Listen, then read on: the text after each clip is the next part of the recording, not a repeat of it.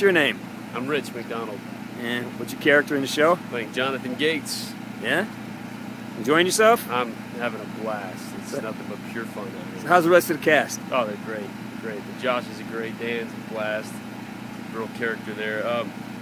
Yeah, everybody's great. I mean, I hate to rag on people, but you know, James C. Burns, he plays Locke, and I would say that everybody's at 100%. James is more around like the 75%, you know, bordering 50% as a person. You know, it's tough when you come in here and you want everybody to be just on the ball, being generous toward each other, and then you get this. Well, Frank he's sort of a prima donna. I've caught him a number of times. You know, he's doing self-affirmations all the time, like I'm a badass. Yes, I'm a badass. Who's the badass? I'm the badass. You know, it's in the corner to himself, and he's really kind of just a smart-ass to the crew. He's always demanding, like he's got to have his coffee there.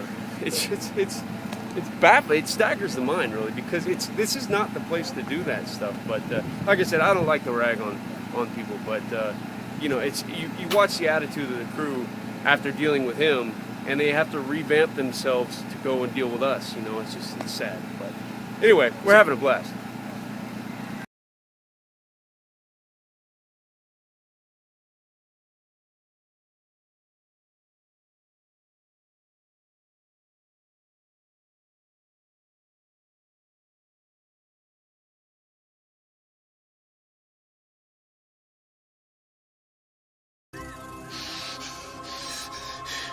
You see that, Hines? We're gonna take it. We have James Burns here from Black Ops. James is Frank Woods in Black Ops. Welcome back. It's time to announce the character of the year. Yeah.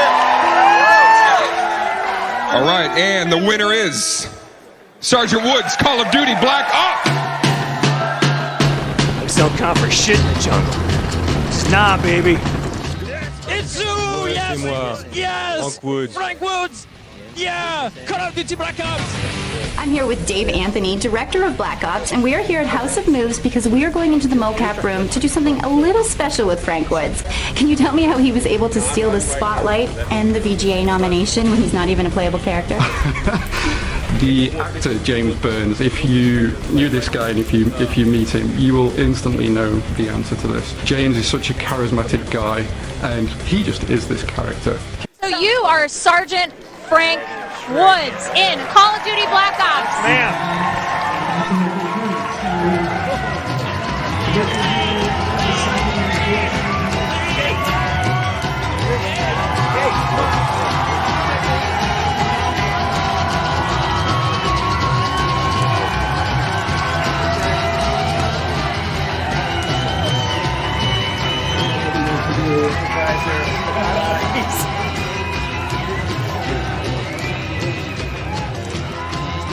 All right, let's try this again.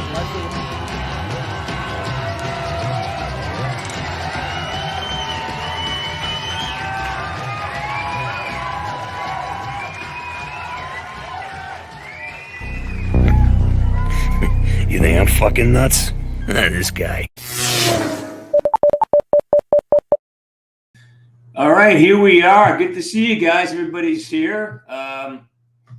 This has been a little crazy. Some technical issues got us off to a late start, but we're here with the amazing, the one and only Rich McDonald. I got to show you a couple more things. This is kind of a reunion for me and Rich. We met on the movie Blackjacks, which became SEAL Patrol. He played a confused young soldier. Let me show you his first day of weapons training on the set. It's important that you know this about Rich McDonald because he's special in so many ways. This is his first day of weapons training on the on Blackjacks. Yeah. Enjoying yourself? I'm having a blast. Nope, that's not it. That's not it. This is it. Again, you got the one on the left. Look through this a couple of times. We're going to go through it one more time, okay? The hand you write with and you grab the gun with your finger up on the level. Can't see this anymore. Right. Okay. Okay. Again, business end. Okay. All right. None of this. All this. Okay. Okay. All right. Give it a try. Let's try. All right. So now I'm right-handed. So that means that the left, I'm gonna be. And you want this finger like right. Okay. Let's take this pan. Put it in your pocket. Put it in. What hand's this? This is my right hand. This is your right hand. Okay. Now. Okay. Right. You're gonna shake hands with the gun, right? Shake We're hands shaking with the gun. Uh-huh. Okay. Now. Kate! Rich, Kate, come on. What? Can you get that thing out of my face, please? Sorry, Nick. We're just trying to perfect it. Look, man.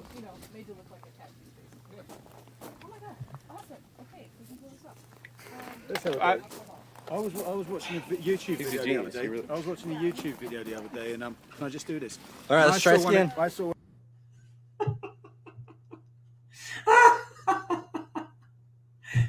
Oh, all right. Back to it. Yeah. So that was day one with Rich McDonald. He's a savant. He took direction well. This is why I was inspired to bring him on for Call of Duty, because he was so good at just finding nuance and actually dealing with our fucking director. God knows what that guy's up to. And well, let me show you another really important aspect to Rich McDonald. You may or may not know. This is a really important thing. Again, I love your comments. I'm doing great. And this is important stuff. You're getting to meet the real Rich McDonald. They call him Section for a reason. All right, there's a reason they call him Section. This is another clip from that, and it's really kind of wonderful to see that. This is how it all begins. This is something. I know that I've got my issues that I'm trying to work through and stuff, and I'm getting better. But one guy kind of freaks me out because there's nothing in the script about tasting rock. Just because,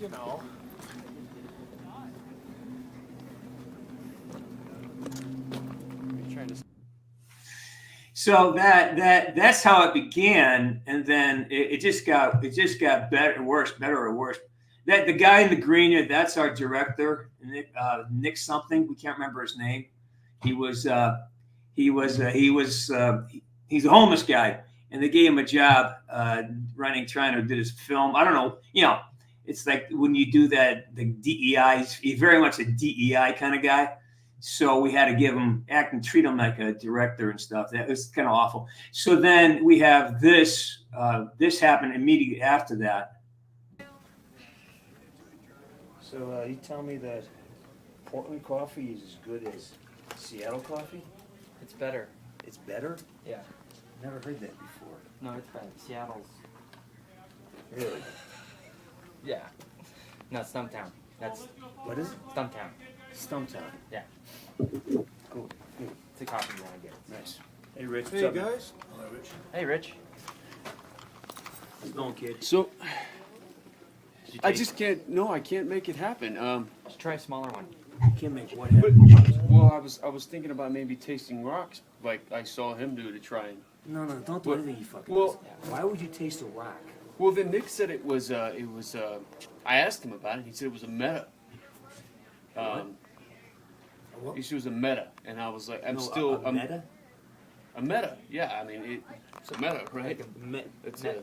It was metal. He was No, metal? meta. Meta. Meta. It was a meta. meta? Meta. Not And, metal.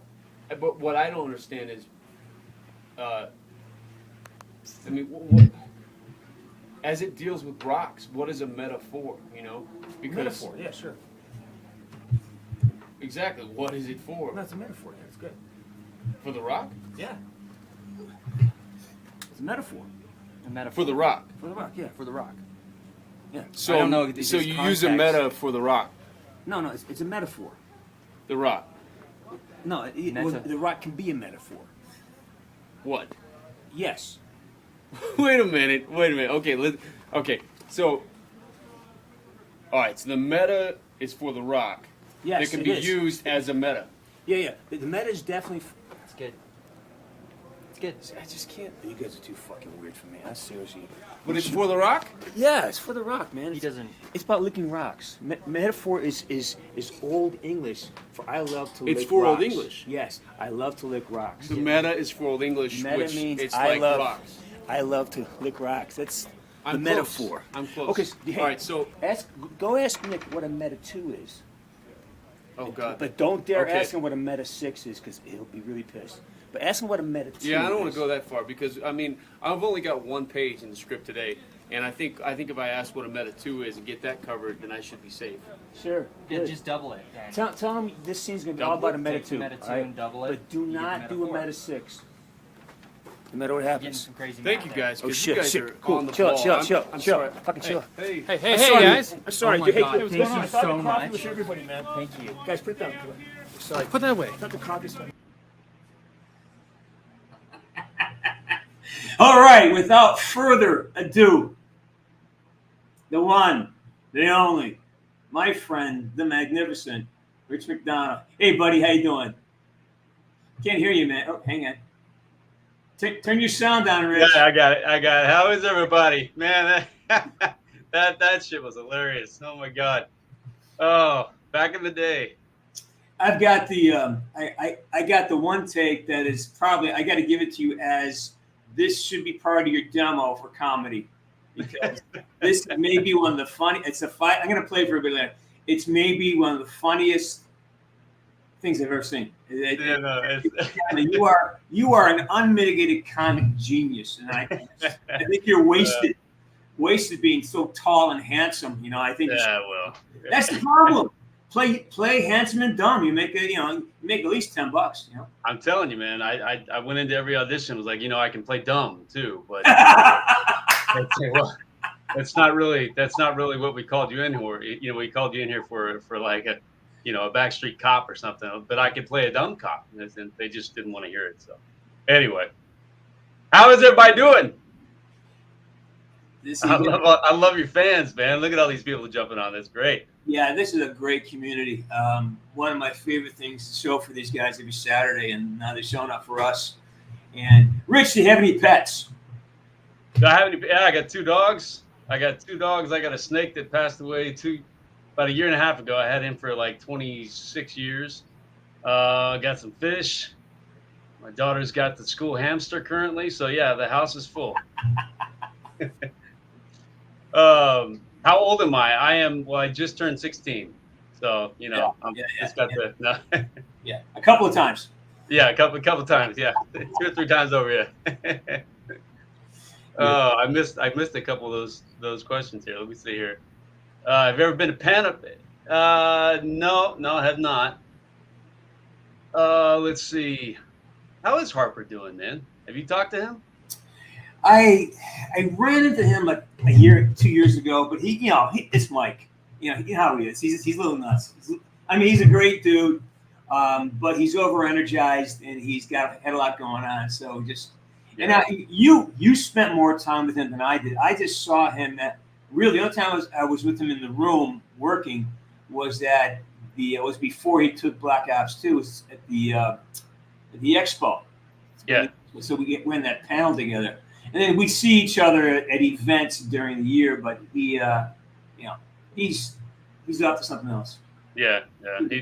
It was definitely high energy. Oh, Mikey. Black Ops 6. I can't speak of Black Ops 6, man. So good question though.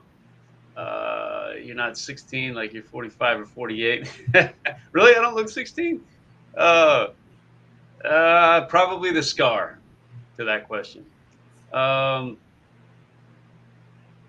Favorite Call of Duty protagonist? James, obviously. My protagonist? Huh. You're my protagonist in that. Yeah, absolutely. How's this one? Oh man.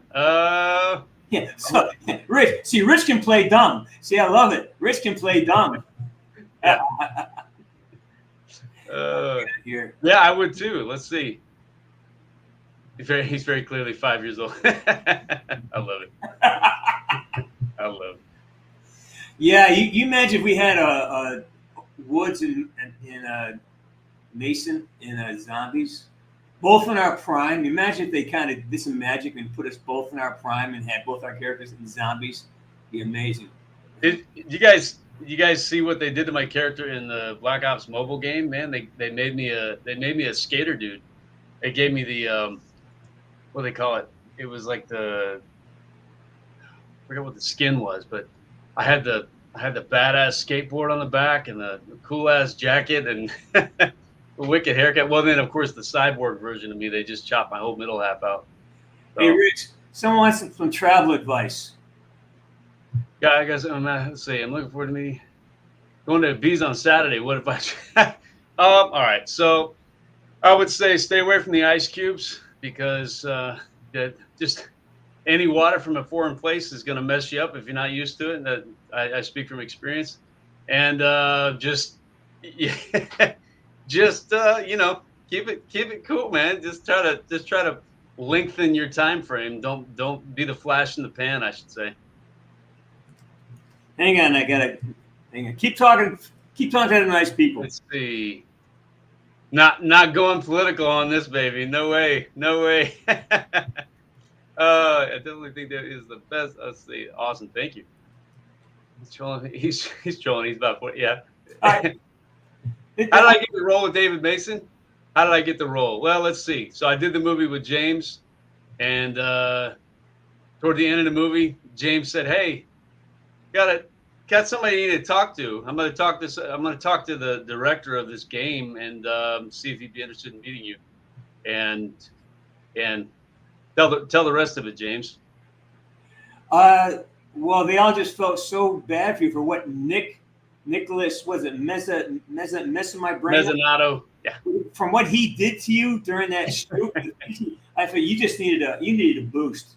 You know, so and Dave, I saw in the footage, they said that's that poor bastard. He deserves something better. So, you know, they brought me in. It really was a courtesy fuck. It really was. Yeah. Okay. It really was.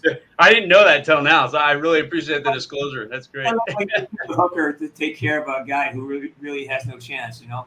So, yeah. You know, but you know, Nick knows all about that stuff, I think. Yeah. No, it was a real experience.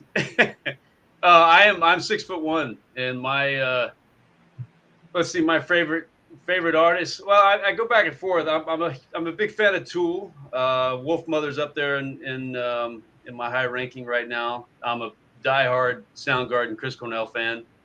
So yeah, those would speak to me most, I should say. I am way behind his feet. I always am. Okay. Yes, I did the Black Ops 4 and Call of Duty Mobile as well. They didn't have mocap for that. Did you meet your dad? Did you ever meet your dad? I didn't. No, I was kind of pissed about that. But no, I mean, Sam was already off doing something else at the time that they brought me in. Sam was never on set ever, not once. Okay. He's always he just came in. It was always. Do you remember what's his name? Andrew Hawks. Remember Andrew? Yeah.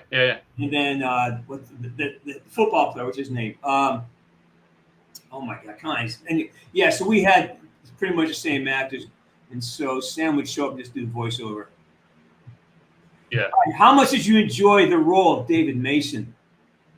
That got to be one of my top 2 most fun roles, I should say, of all time. Just because it was like being a kid. I mean, they bring you in this room where there's not really any props at all. It's just a room just cordoned off with tape, with 2 walls of laser projectors, and they just say, "Go pretend."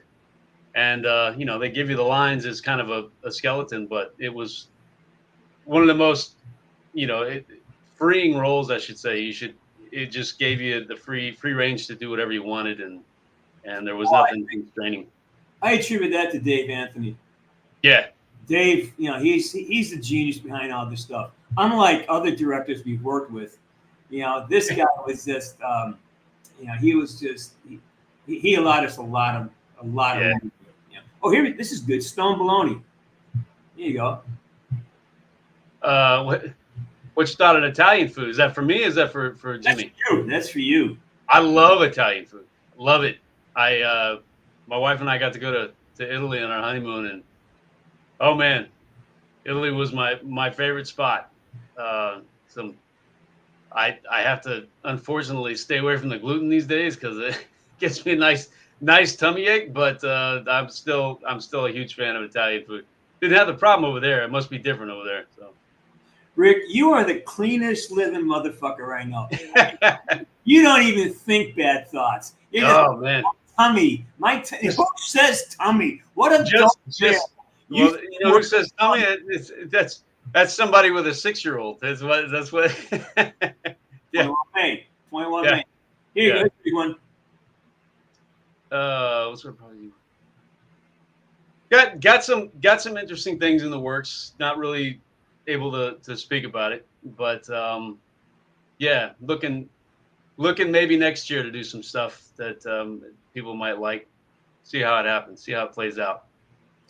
Do you enjoy being a video game character? I do, and it was funny because, you know, this signing event kind of plugged my head back into being a video game character, and I remember the launch of this game and just the craziness of the fans just loving. This is like, is it? I don't think it's still at the top of the list, but it was one of the probably top 3, you know, selling games of all time. And I don't know the stat by heart, but it was impressive how many people are out there. It's very humbling to be part of it. So yeah, I'm absolutely thrilled to be a part of it. I love these questions. Rude boy, go ahead. What was your favorite moment? Oh, let's see. Well, the scenes with Menendez and the scenes with James, it just, you know, God rest his soul, but both you guys were just pure talent, man, and it was very, very easy and just a thrill to be a part of the scene. It's so much easier when you're working with great talent on the other side. You know, you don't have to. You can really just drop in and truly pretend, and you're getting everything you need, and it's a blast. I hope one day to have that experience. So, what's that? I hope one day to have that experience. Yeah, well, I deliberately kept it away from you because I knew that I would fold like a house of cards. You're in constant giver mode anyway, so I just figured why give back to you, you know? All right, so how much did you know about COD before you took the role? Not much. No, I knew that it was a popular game, but my gaming experience ended with Duck Hunt and Zelda, you know. So I probably date myself there for those of you that remember those games. But yeah, I grew up with King's Quest and Zelda and Duck Hunt and Mario Brothers and all that stuff, and so it ended. And so when the just the mass hysteria of Call of Duty came about, I really knew nothing about how realistic it was until James showed me. I was like, oh my God, this is straight up like real life here. For the time, it's even more advanced now, but yeah, it blew my mind. He's a good question, a little technical question. He's a voice on they may have done some of both, but they definitely brought me in. I did a lot of lines in the sound studio for that game and for the mobile game. In Texas, right? You did that. Right, right. Yeah. That's Shockwave wants to know, is anything coming up that you'll be participating in that you can talk about? Nothing I can talk about thus far. So sorry to disappoint, but I agree, Frostburn. I agree. Clean. You're clean, man. You're just clean. Wait, hold on. He says she hates the character of Menendez because what he did to Alex. Well, yeah, true. I got love for him because Kamara was an awesome guy. But I can understand from the gameplay point of view. We're going to start the signing in about 20 at 1 o'clock because we're going to let some people gather in here because we kind of had people who. So if you're here for a signing, we're going to be starting around 1 o'clock PST, and then we'll get right through it. Let's see. Oh, here you go. Then I gotta do something real quick. Go ahead. Answer the question. Would you like mocap to acting on the stage? Yeah. If you know what acting in the round is, and like a circle stage, I sort of felt like it was like that. You didn't have to worry about, where the audience was because the audience was all the way around you at all times.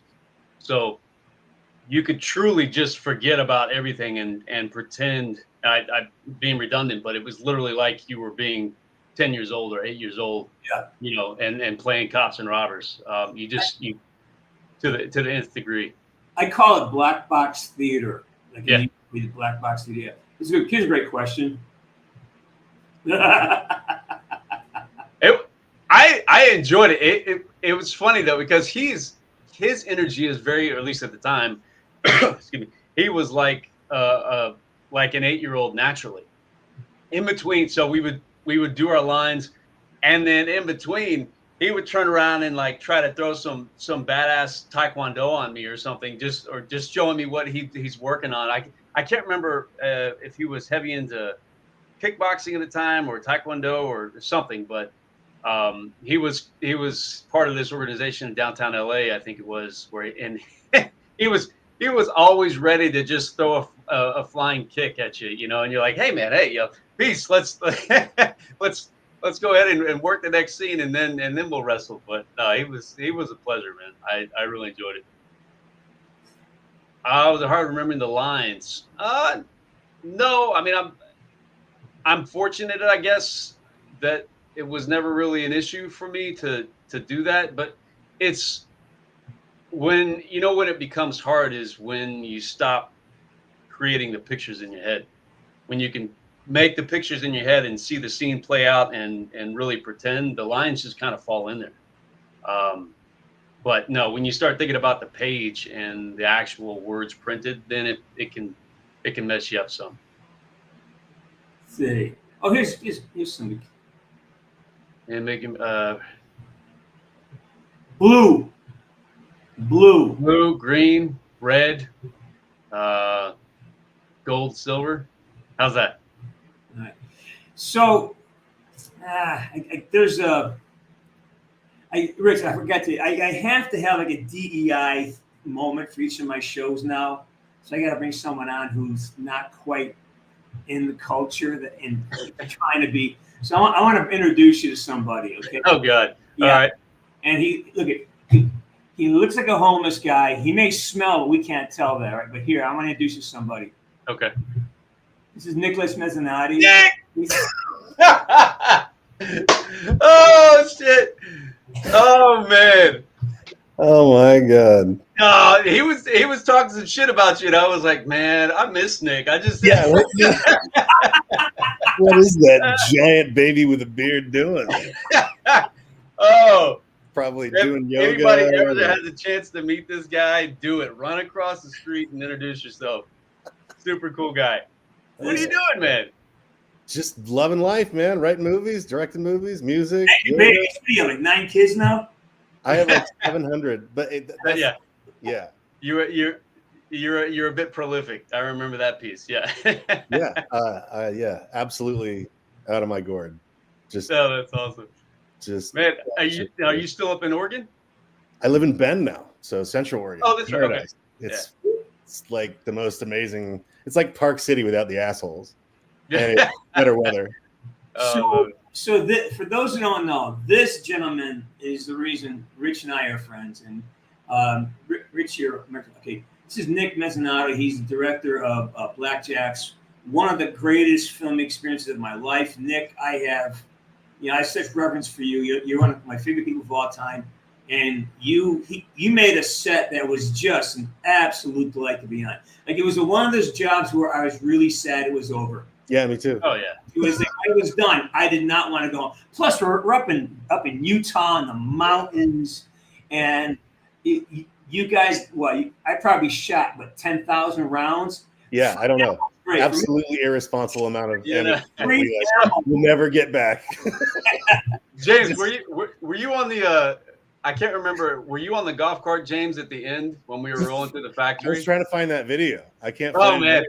I've got it. I've got it in one of my old camera cards. But basically, it's the end of the day, into the shoot, and we're in this old factory. What kind of a facility was it? Water It was a treatment sewage treatment plant, right? Yeah. Like we smelled touched horrendous. the floor because we get like all types of bad diseases if we did. Yeah. You just it was like acting upon acting just to stay alive, right? Yeah. But it's so the day ends and we all jump in the golf cart and we start just flying through the aisles of this water treatment plant, firing off these blanks like we were back in 1834, and it's echoing and everything, and it's like nobody's there to say shame on you, and it was like No, the DP was pissed. He was pissed at me because we had to go to another shoot, and I was like, "How many rounds?" Because what was it?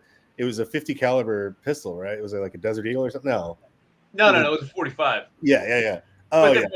we had our M4s too, so that Yeah, but you had like 6 rounds left, and I was like, well, we're not going to be using it, so I just jumped in the golf cart, and I was like, get in. And we were leaving, and Ed's like, we got to go, and I'm like, I know, I got to do this really quick. And so we're flying through this water treatment plant, and you lean out the side, and I'm filming just absolute. Oh man. Sober. They don't do that shit anymore. What happened? Now it's all regulated. Well, rightly so. Yeah, rightly so. What's your favorite moment or moments of the recording? I'm going to let you answer that, Jimmy. No, I'm looking. I've talked to both of you guys frequently, so that the fact that you're together again, I'm just enjoying the connection. And I'm going back though because, like I said, I'm not blowing smoke here. That was possibly in the top 2 or 3 experiences I've had on a film set. I just, there are times just like you can't wait to get out of this. It's like, man, let's take one more take, just one more take. Important that up against that fucking that creature that didn't work. Oh my God, are you kidding me with this creature? Are you kidding me with this creature? You bring me on this shoot. We have the time of our lives. We shoot. We do high level training with like straight up pipe hitting motherfucking operators from Delta, like dudes, right? And in the end, I bring in a creature that was made, and they did their best with the budget we had, but it was so bad. It looked like a Skeksis had sex with like a fucking Basquiat painting. It was horrendous. And it didn't work. And he's like, I can't do this. And the poor puppeteer actor. Remember, he tried his best with it. He did his best. He did everything, but I mean, it literally had no joints, and so it was just like, oh my god. How am I supposed to be scared of that? There's also that one moment where I walk up and I got to pump a bunch of rounds into its head. I never felt so happy in my life. I hate this thing. This is the worst. I go, you have all this realism, this jumping out of planes, and this everything is great, and you got this. I go, what the fuck are you doing? Oh my god! Who was that producer? Was his name Doug? Doug, yeah, right. Was it Doug? Yeah, I can't remember. Funny guy, yeah. I've got the brain injury, so I don't remember a lot of things. Yeah. I'm glad I remember you guys. Some background on Nick for you guys. He's a veteran. He's a Ranger. 101st, right? Yeah. 101st. And you got blowed up, right? You got blowed up, right? Yeah, I got blowed up quite a bit. Yeah, I was in southern Baghdad, the Triangle of Death. It's like Lutafia, Yusufia, Mahmudia, and they wrote a book about it called Black Hearts. That was a pretty intense tour, but I got busted up pretty good, just getting blown up a lot, and so I have a brain injury, which is so I can't I can't read prose. I can read poetry and I can read screenplays if it's short enough, And I can't write prose because I'll just get lost in the sauce. And I can't do math, but no one can do math. Every time I say that, I was like, I can't do math. I'm like, no, I fucking numbers mean anything. Like I count on my fingers for tips, and then people will be like, so do I. I was like, well, then you're an idiot. I got blown up. Like, what am I going to do for you? Like literally, an IED went off right here. Okay, now you. know, just we're driving, and then we're not driving, and everybody wakes up, and luckily, most of the time, everybody was alive. Yeah. That was the one independent film that I've ever done that I almost called you and begged you to figure out a way to do a sequel. Like I had so much fun. I was like, should I just beg her? That would be dynamite, and all the ideas like, oh, it could be a multiverse and could be a this and I remember one of the conversations you and I had post-mortem, Nick, was that what if we didn't have the monster? It would have held up as a really good action flick. Oh yeah, I know. I know. That was some advice that I got from some producers that because they knew that some sort of creature movie would do well overseas. And so originally it was just going to be an action movie without the creature, which it would have been better without it, but I did a pretty good job. But once again, it was first feature film, I thought it was an outstanding job for the first round. I mean, I watched the film the other night, a new one called Land of the Bad. It's with Russell Crowe and and it reminded me so much of Blackjacks because it's just very simple, straightforward, moving. You got an objective, things go bad, and that's how do you get out of the situation? It's worth watching. You watch it. Wow, you could have. That was there for you. That was possible. Yeah. Well, I mean, I was just remembering the training that we did and what we shot. Like when it came out in the end, I didn't have a lot to do with how the studio cut it up in the end, but we would do uncut shots where you'd be throwing magazines to each other, doing speed reloads, all in one take. We did all this work.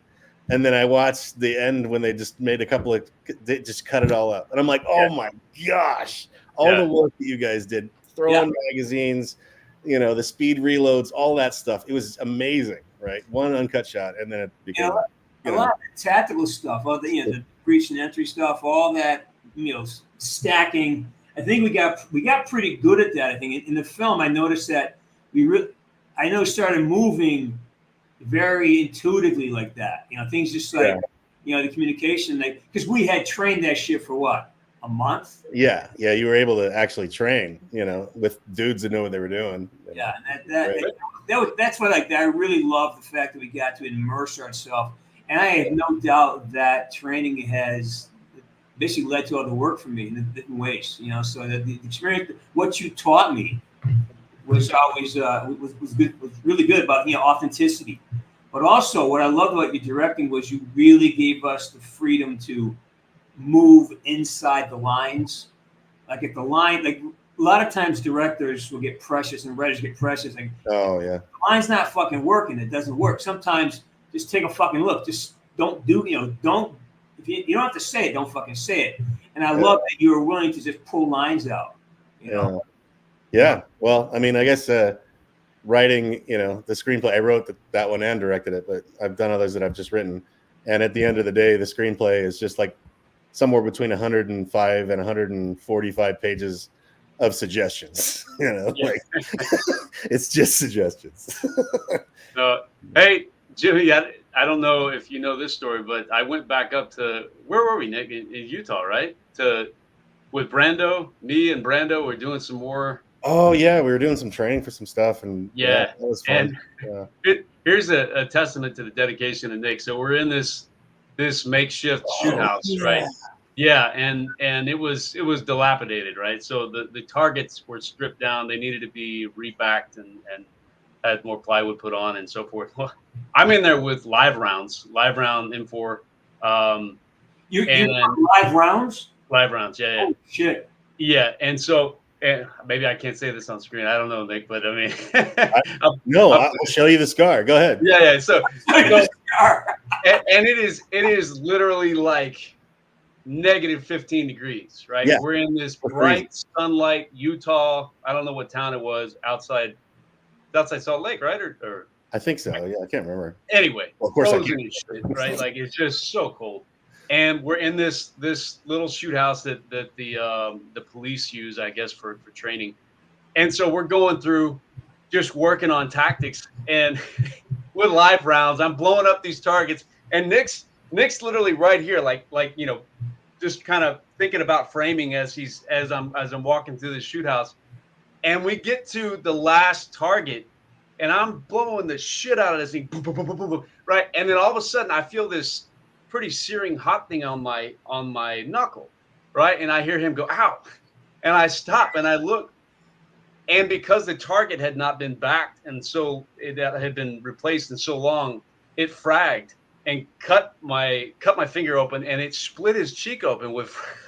No, a piece of shrapnel was sticking out of my face. Like, yeah, I don't have any scars from war. I have scars. Movie maker.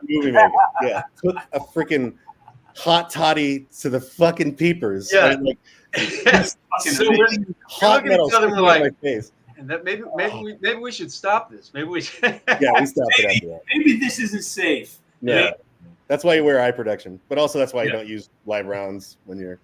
Right. Yeah. But anyway, good times. Good times. We all survived. Well, actually, remember the camera guy, Ed? Yeah. Ed, yeah. I work with Ed a lot. I see Ed like a lot. Oh, awesome. And do you remember when I shot him on set? We're gonna get thrown in jail from this. No, I was like, we get shot with a live round. You well, got like, he had him close enough. It had enough in it to. So basically, what happened was we're gonna get Alec Baldwin here. we had this thing where I put rounds, and I had to dip under the camera, continue to my left, right? Because Nick taught us if a guy's worth shooting once, he's worth shooting a lot.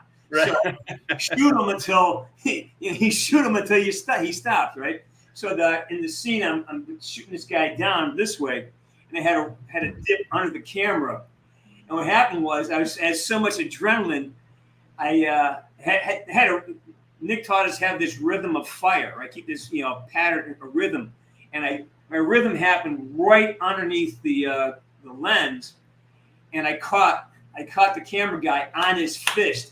And then in a blank round, like it's stuffed with powdery. Yeah. Still hot though. Yeah. Oh yeah, very much. This guy is so freaking tough. He didn't even flinch. The camera didn't win. And he goes, "Hey, I gotta take a break. I gotta take some shit out of my hand here." Bird shot me. What a tough motherfucker, man. Ed Lucas. I just talked to him. He's doing like ultra marathons where he like slams his dick in a car door and then has to run up a hill and then Really? I didn't realize it was a sport like that. Huh? Yeah. And then swim with sharks. He's and it's like 580 miles. Wow. No, that's Ed. He's hardcore, man. Definitely. All right, Damn, it's good to see you, man. It's good to see you too. I miss you. Well, I miss you both. This is crazy. I had another guest show up, but I don't know where he is.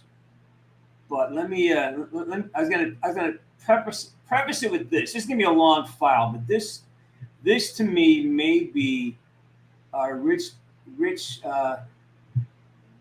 greatest performance ever. Hey, to answer your question, whoever that was that typed it in, I'm somewhere between 35 and 58. All right. So, all right. This is Nick. I want you. This is during we're shooting up in. Where's this location? We're up in Utah, right? Up in, in the mountains of Utah somewhere. We should keep it pretty loose so no one finds out. Yeah. Somewhere in Utah. It's up in Utah. Somewhere in Utah. And so I was. Or was it Idaho? I had just gotten like my first iPhone with a camera, with a camera on it.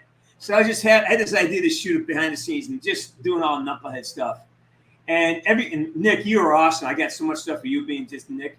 And the actor in this is again, in Hollywood, there are so many guys who are just underused. Of course, Rich McDonald being one of them, but Josh Doherty. What? One of the he's done 100 commercials. He lives in Atlanta now. He's an acting teacher. He's on Mr. Mercedes, but he's just, you know, I wrote a script with these three guys around, and you know, this tango down. But anyways, watch this scene. I'm gonna get full screen. This is some of the funniest shit, and this is Mr. McDonald at his best. Hey, how's this acting thing working out for you today? Oh man, it's fabulous. It's fabulous. I could literally do this every day. I think some people do. It's crazy. But yeah, I'm having a blast. I have my reservations about the next scene because What's going on? What are your reservations? all right, so there's a stack of dead dudes, right? Yeah. Which is unnerving in itself, right? I don't know how I'm going to get through that one, but but there's a guy that has his eyes open, and then I close them. Question one: I thought when you die, your eyes go closed. Riddle me that. Huh? I know, it's tough. It's tough. There may be a script error there, but anyway, I'm gonna have to talk to somebody about it. You might want to iron that out. But then I'm supposed to close the person's eyes because I'm sort of like sending him off, I think. But then they pop open again.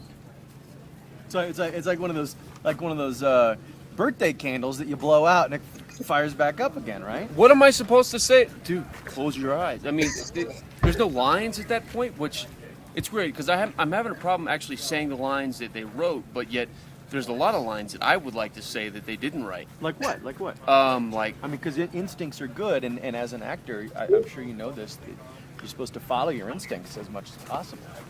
Okay, well, like in that situation, I'd be like, close your eyes. But he's dead.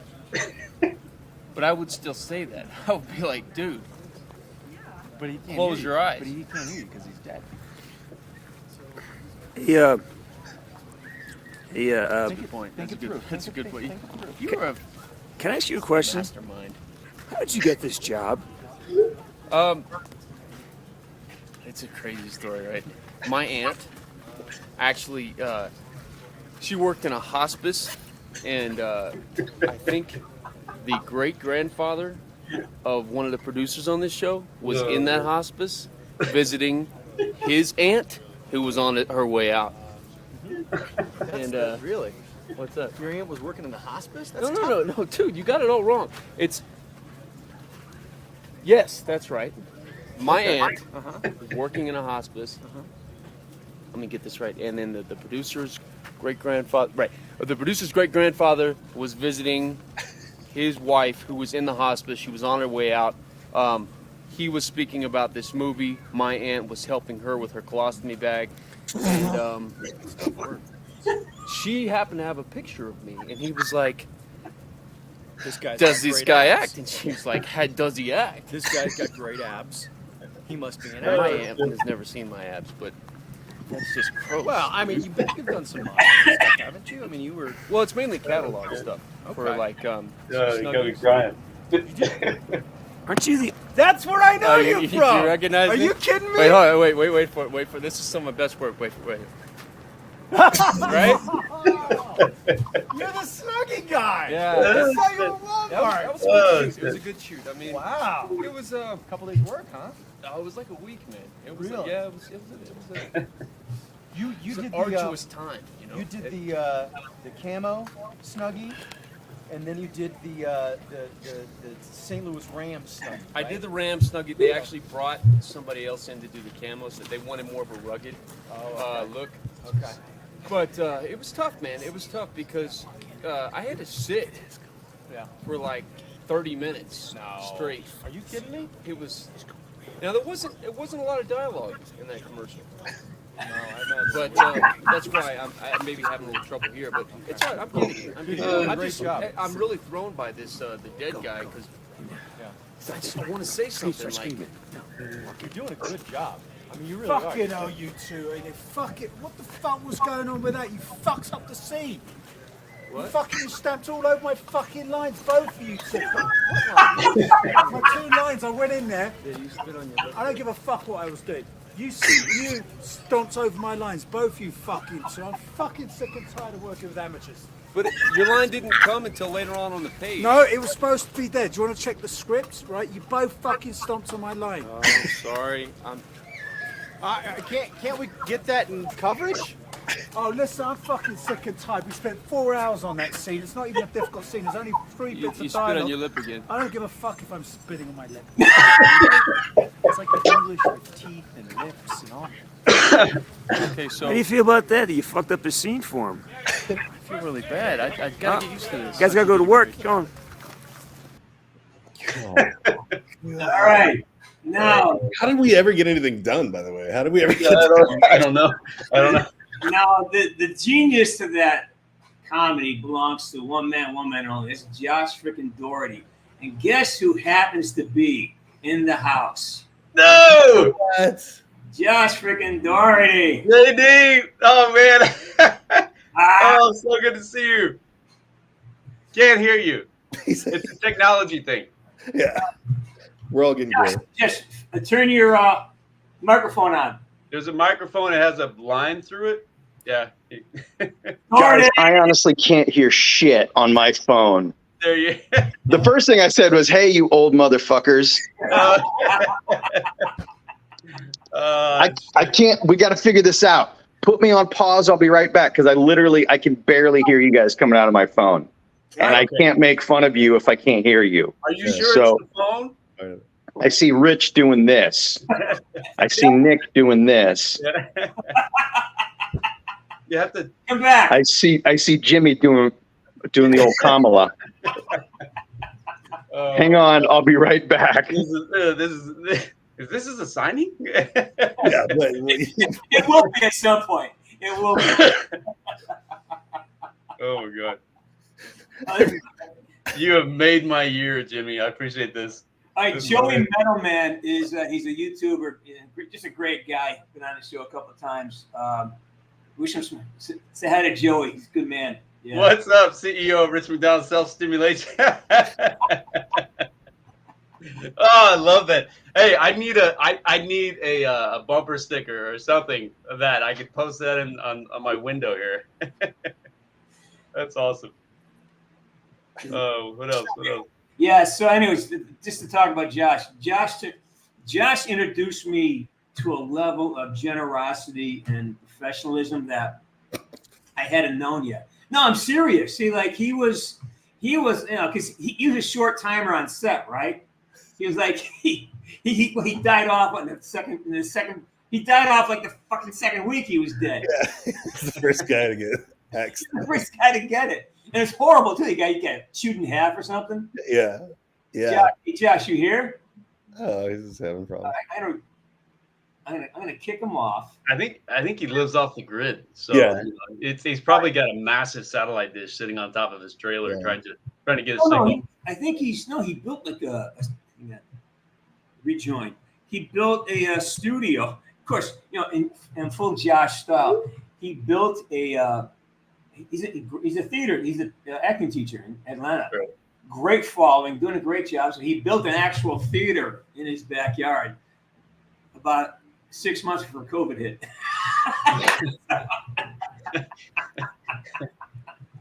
And there it sits, right?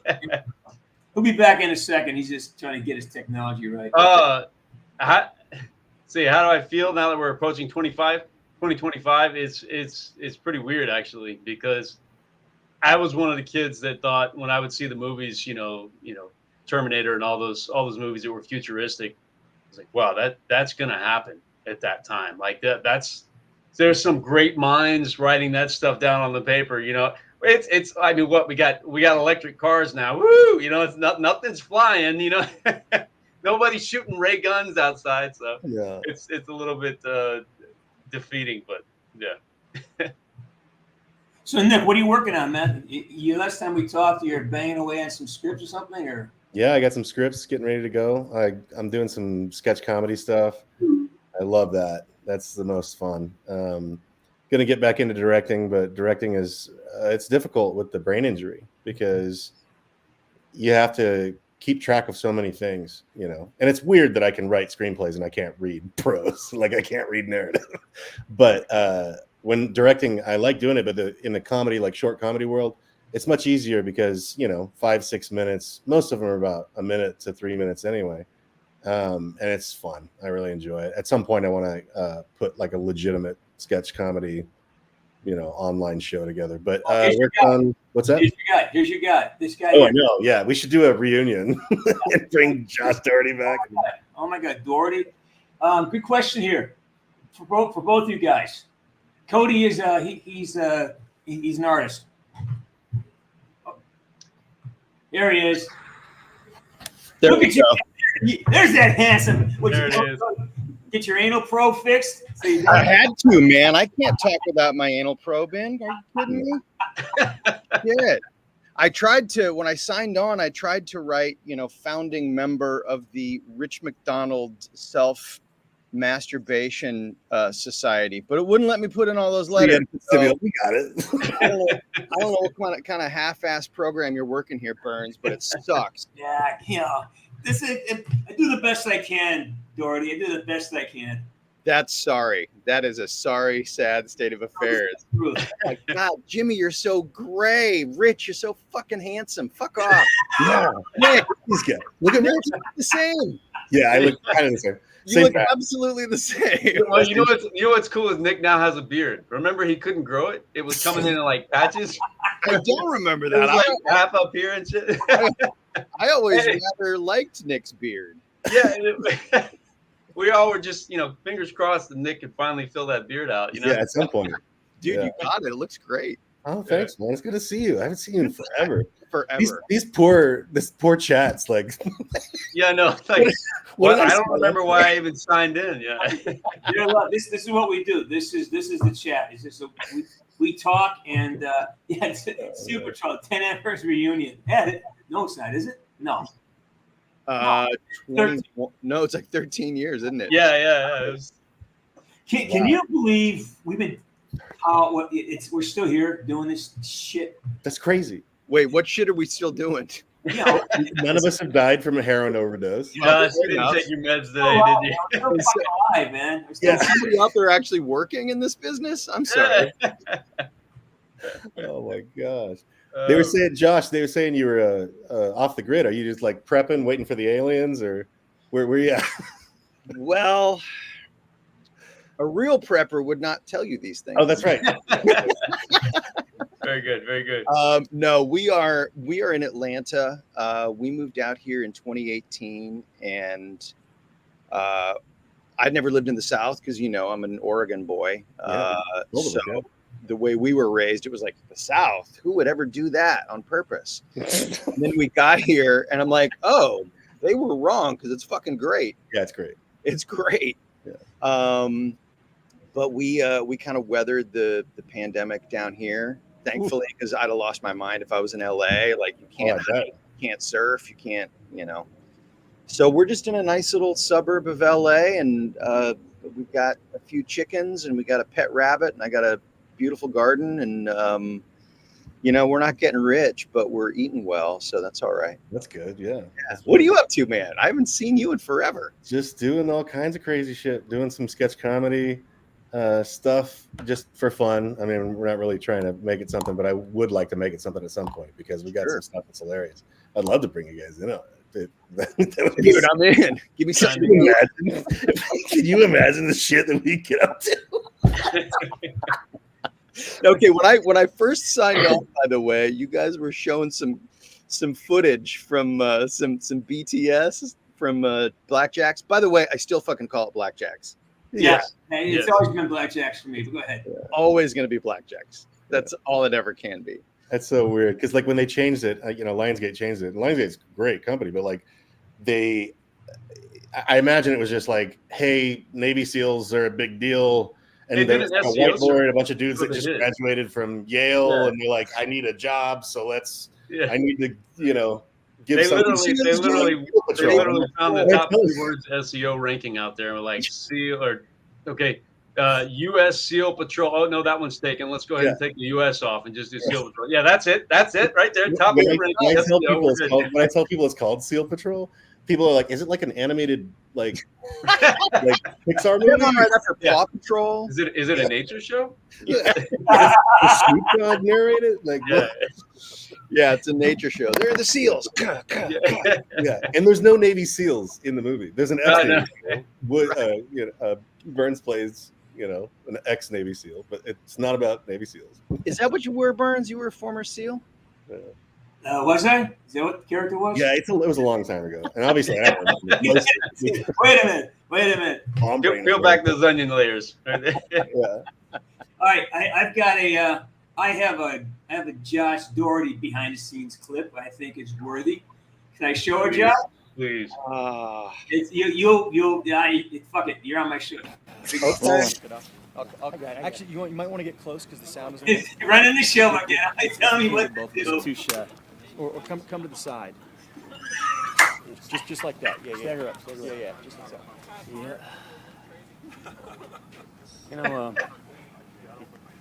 I shouldn't say this, but I'm making $100 a day, man. I'm not bragging about that. Are you sure? I'm not bragging, man. You're making $100 a day? $100 a day. I mean, it's only a 3-day guarantee, but still. I don't want you to feel bad. I just want to let you know that, in your future, you can make it up. See, if you're as big as me, you can make $75, $80 a day, maybe. Dude, let me tell you something. 2-day week guarantee. Let me tell you something. Yeah. I've been in LA now for almost 14 years. I would kill to make $100 a day. It's good numbers, I'm telling you. It's, That'll carry it. Yeah. Because, I can buy things. What's that like? Tell me. What is that like? The food. See, I have this addiction to food and rent and shit. I'm telling you. Like, last job, I must have made $300-400. No, you did. Yeah. Oh, yeah. I'm not bullshitting you, man. Seriously. My agent is completely worthless. I'm getting like $25-30 a day deferred. Give me knee pads, and I will do whatever it takes to make fucking $5 a day. How do you pay commission on deferred payment? Pay him money? Ask him. No, you don't give him money out of pocket, do you? I'm not supposed to talk about that. Oh, dude, you can't do that. You know how it is, man. You do what you got to do in this town. I shouldn't have fucking told you. Because I don't want to tell you I'm making the next one. What are you making on the next one? The sequel. What's the sequel?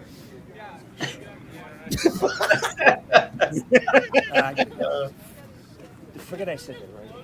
How can I forget? You didn't tell you about the sequel? No, they haven't told me about the sequel. Son of a bitch.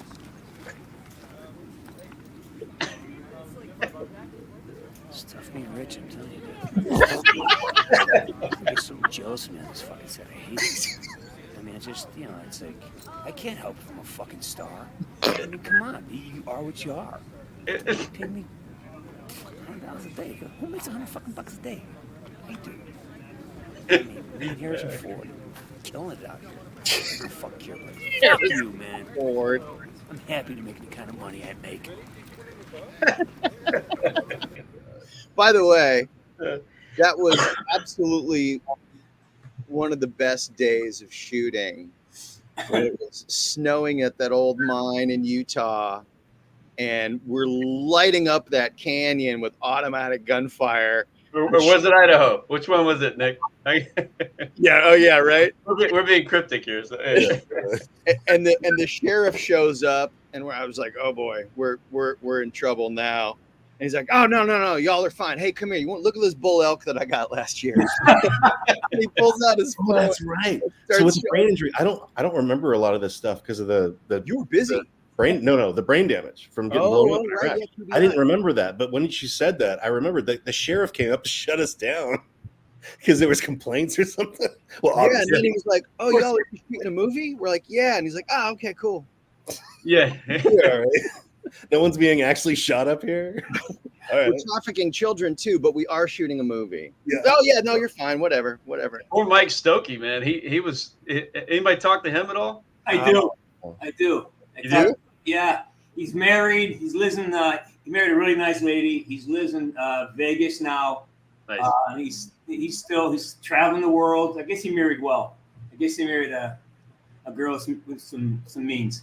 Good for That's him. great. Amazing guy. That's great. So I'm looking for. I have a video of the tent you guys set on that location that we had. It was our lunch tent and our crafty tent, which had like nothing in it. I got this one great scene where we're just shitting all over you, Nick, about like there's like people fighting for food. It was I gotta find it. It's like a great video. Where is this? I had forgotten just how much bullshit we shot outside. It was like 2 or 3 movies in addition to the movie. Yeah, and I was just saying before you got here, Josh, I was like, how did we ever get anything done? Oh my God.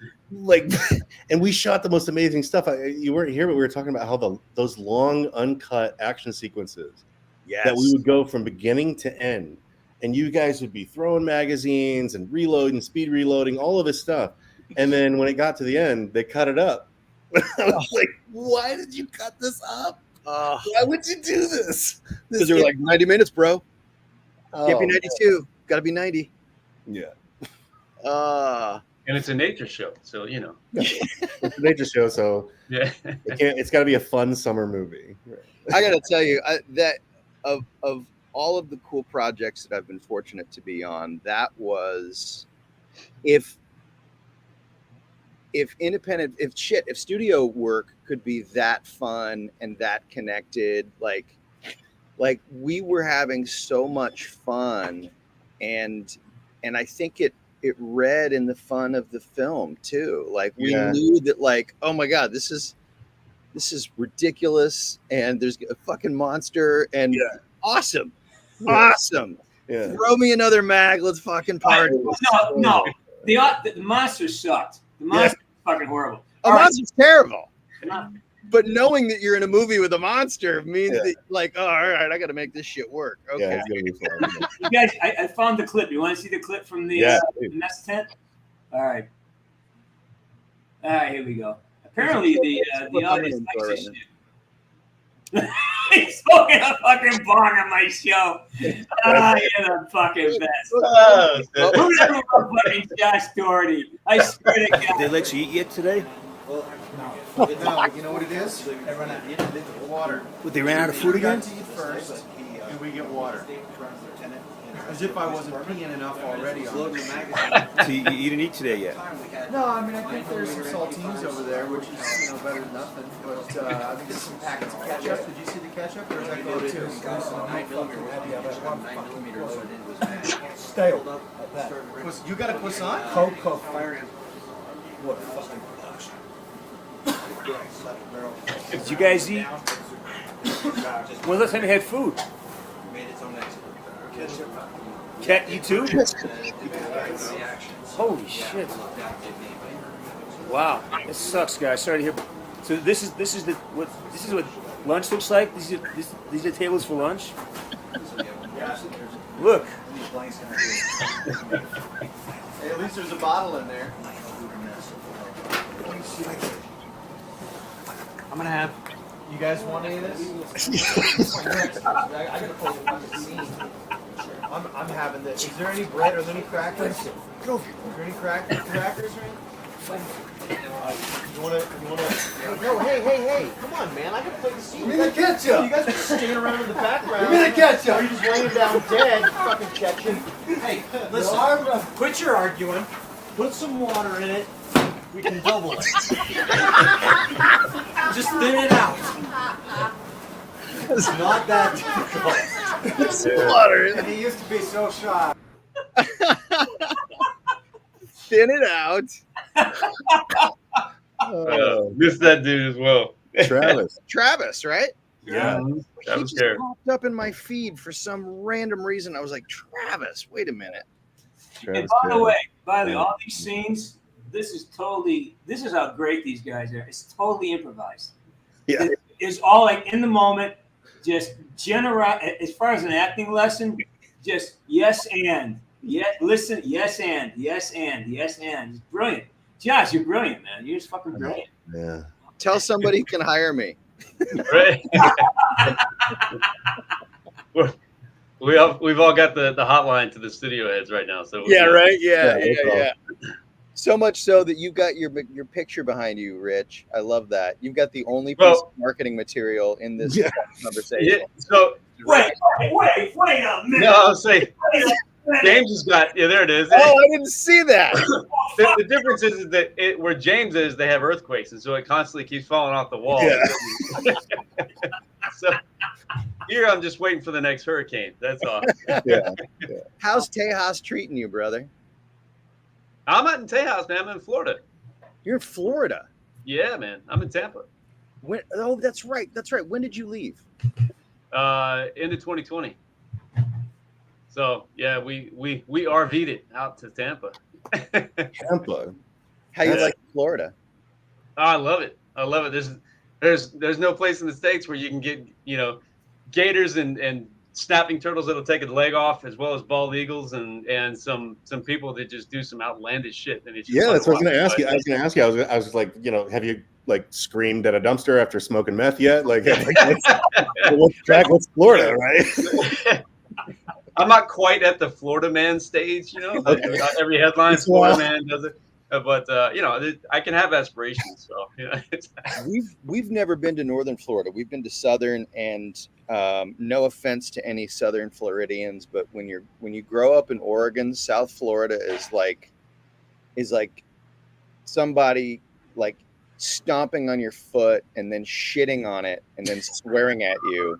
That you house somehow. In that order? Like I was just like, fucking South Florida sucks. Oh my God. Josh, I want you to do me a favor. I want you to really stop suppressing the immediate. No, don't edit yourself, Josh. Yeah. Just say whatever comes to fucking mind, man. Yeah. So Lay it out there. we were actually just hanging with some friends of mine. A girl that I've known since early junior high, one of my closest friends. And back then in high school, at one point, she and I just told her about this. I just reminded her of this. She at one point like looked at me and just said, "Do you ever think about what you say before you say it?" And I was like, "No, that's not funny. I'd rather be funny. I mean, offensive, sure. My wife is constantly like, fuck. God. Oh my God. Just shut the fuck up. I love you. Shut the fuck up."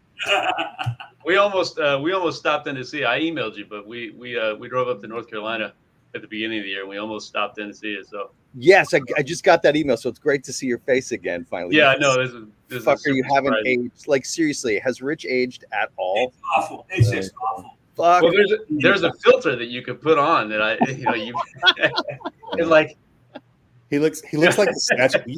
Oh my God, we used to make these. We probably don't have a short of it or a video of it, but like we used to go around behind Rich and tell people that he looked like a carved statue of David with a giant hog, right? Like we used to talk about Rich. We like his character like Gates, right? Because he was walking around, he's all buff as shit. Just looks like he's like doing 24-hour abs, right? Like never sleeps, right?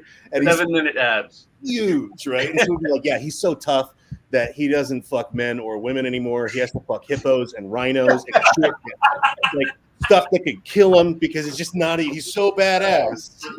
He can only fuck a wall, a Yeah. brick wall. He has to have sex with something that could eat him. Otherwise, you can't. Oh my God, where did this podcast go?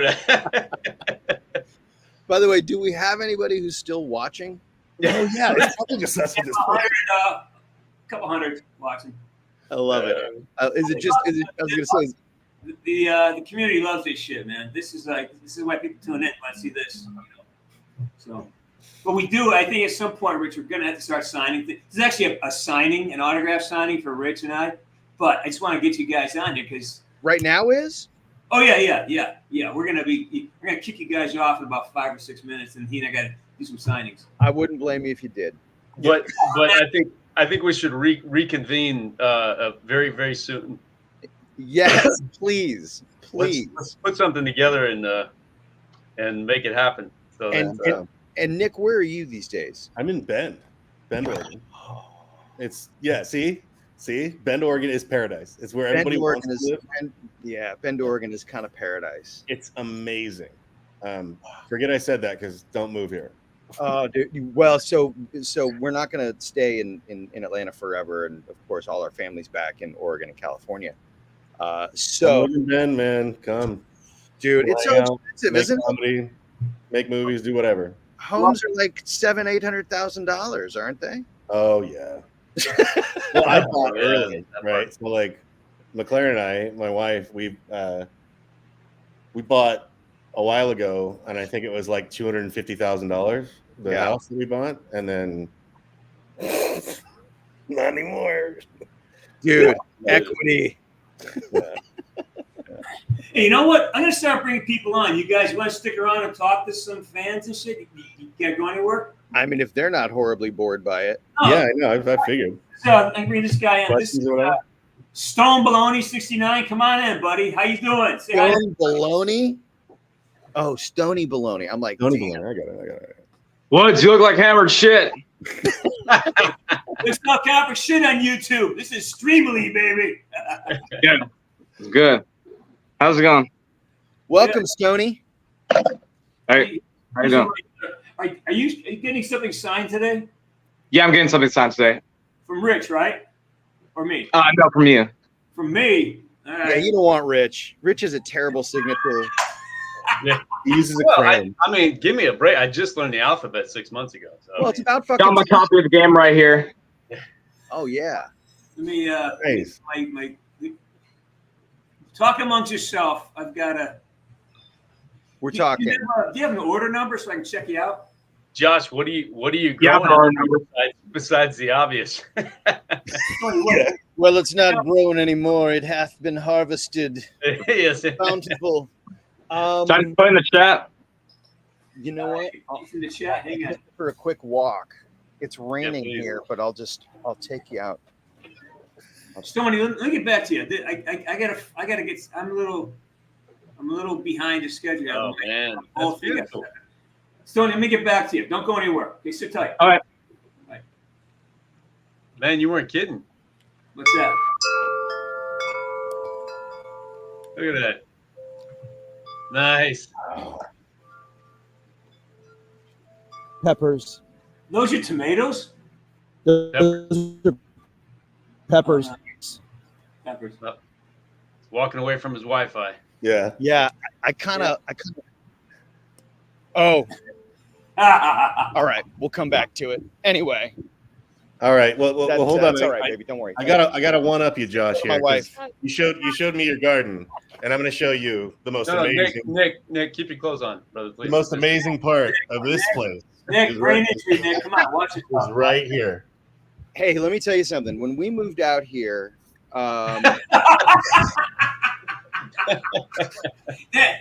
That's your composting there, Nick. That's your composting. Throne room, bro. I sit on it like a youth group pastor turning the chair around to talk to the kids, and I just go to town. Oh my God, that's amazing. Let me tell you How how the fuck did we make a movie? How did these bunch of literally don't guys know. make a movie? And I was supposed to be the captain of the ship, and I'm the one with fucking brain damage, right? Like, Yeah, right. who let this guy in charge? Which I don't Gonna think make anyone perfect really sense. knew how bad it was until after we finished. So Yeah, no one knew. They're like, wait, hold on, you can't read? Like, you Yeah, right. literally can't read. Like, But really. you don't remember what the story's about? Like what? And I'm like, there's a fucking monster, though. There's a monster. There's a monster. They're shooting things. No, it's amazing. the whole creative process. You guys know how it is when it can be one thing or it can be the other. So to land in a group of actors and a group of creatives who were just so fucking stoked to make their movie. Yeah, It's like it was so open and so fun. And it was so funny because I remember when I first got on the van, and it's, you know, especially being a guy going into a situation like this, you kind of like, all right, what am I running into? We got actors who are trying to be soldiers. There's a lot of room for douchebaggery here. Yeah. There's a lot of room for swinging dicks. Yeah. And then it turned out to be no swinging dicks. None. And just swinging vagina lips. Except for Christina. It's like the only swinging dick. everybody was just having so much fun and so grateful to be amongst like-minded folks. I got onto the van and it was kind of like, all right, so who's gonna be the actor? And I get on. I'm like, hey everybody, I'm Josh. I'm playing Ed and blah blah blah blah blah. Oh, and Rich, you were Rich. You were like, hey man, welcome. So good to have you. This is great. And Josh was like, hey, you're gonna be my brother. I'm like, cool. That tattoo, we're gonna work with that. And everybody saying hello. And I look over to Jimmy, and Jimmy goes, hey man. Yeah. And I'm like, there he is, this motherfucker. I spotted Jimmy in the airport.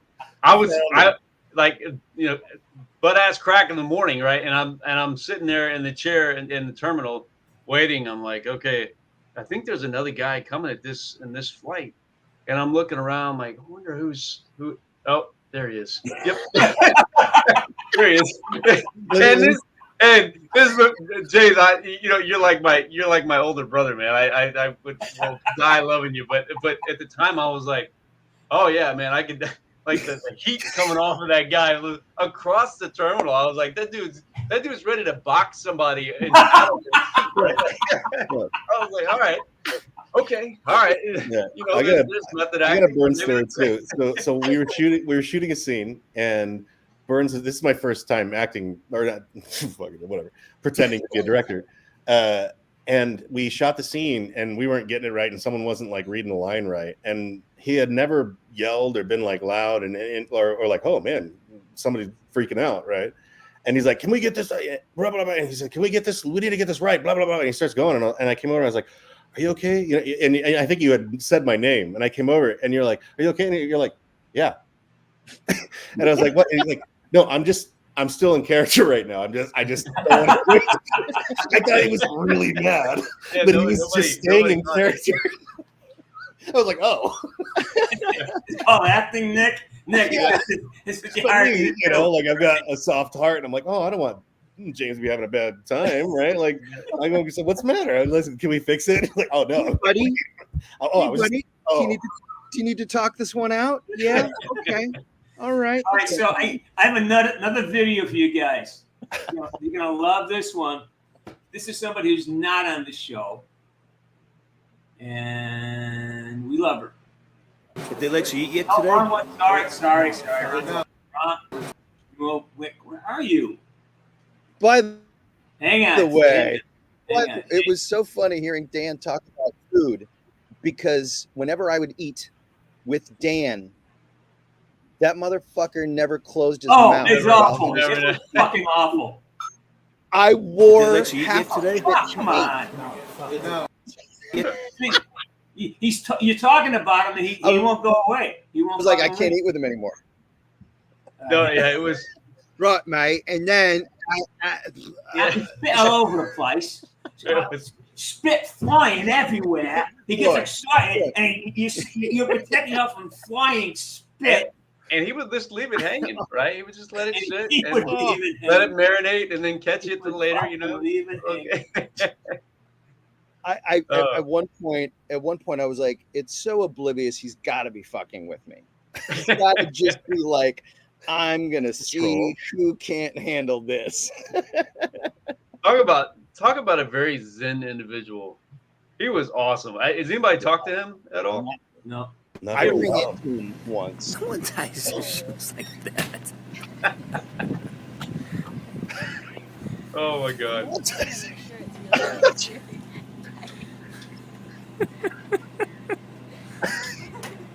It's like her legs made of wood. Well, she just came off of Black Swan, right? When she did this. Yeah. No, but she's Yeah, such tuck a those girl. laces in, though. She's in the middle of us. Look at this girl in the middle. The poor thing. You love playing Army, don't you? Oh yeah, I love it. I didn't know how much I loved it until I got set. Actually. How is Christina doing? I haven't seen her or talked to her, man. I haven't either for a while. I think she's married, and I think she had a kid. Oh, Yeah. wow. That was like a huge Okay. thing in her life, and it was amazing. And I'm glad because No, I think she went on to do a few episodes of the vampire blood thing, right? True Blood. She was on True Blood. Yeah, Yeah, she she played was on like True a pregnant fairy. Yeah. Wow. If she heard that, she'd be like, don't describe it like that. It wasn't just. She was so refined and so feminine. And look at her, it just, and she goes, "Oh, there's so much testosterone here. I can't stand it." You had She would dump a magazine without blinking, right? Like, but she could do it, couldn't she? She could, yeah. Yes. She was never scared, never like, oh my god. Do you remember when we tried to shoot the pool scene? Like we were gonna shoot a scene where they were diving under the water. Yeah. And we didn't know because fucking bomb brain, just the captain, that the pool was made with salt water, so you couldn't dive under it. It was freezing outside. And I remember the freezing part. I remember that. Yeah. Wait, you couldn't dive in salt water? You can't. It's hard to get below because it's so buoyant. Oh. And that's why I think the float tanks. I don't know if you've ever gotten into that whole world, but they're salt water and you can't float. Freezing, kept doing it over and over again to the point where she's like, "I think I might be getting hypothermia." And I was like, "All right, we're done." Wow. Yeah. But in it was a little bit nerve wracking because we would stay down. We didn't have tanks down there to breathe off of. It was literally like, okay, how long can you hold your breath? Yeah. And get set. And now we'll do it for the 20th time. And so I know my lungs are burning a little bit. So yeah, that was insane. All of you just blew my mind because Josh is talking about like, well, we're actors pretending to be soldiers. Like, well, you kind of had to be soldiers on that one because we didn't have a budget to let you be actors. But that was what was cool about that too. And I guess it's, the idea that like for real creativity, there needs to be some sort of restriction. Yeah. Like if you have all the money and all the time, you're going to make a fucking terrible project. Yeah. Same thing in music.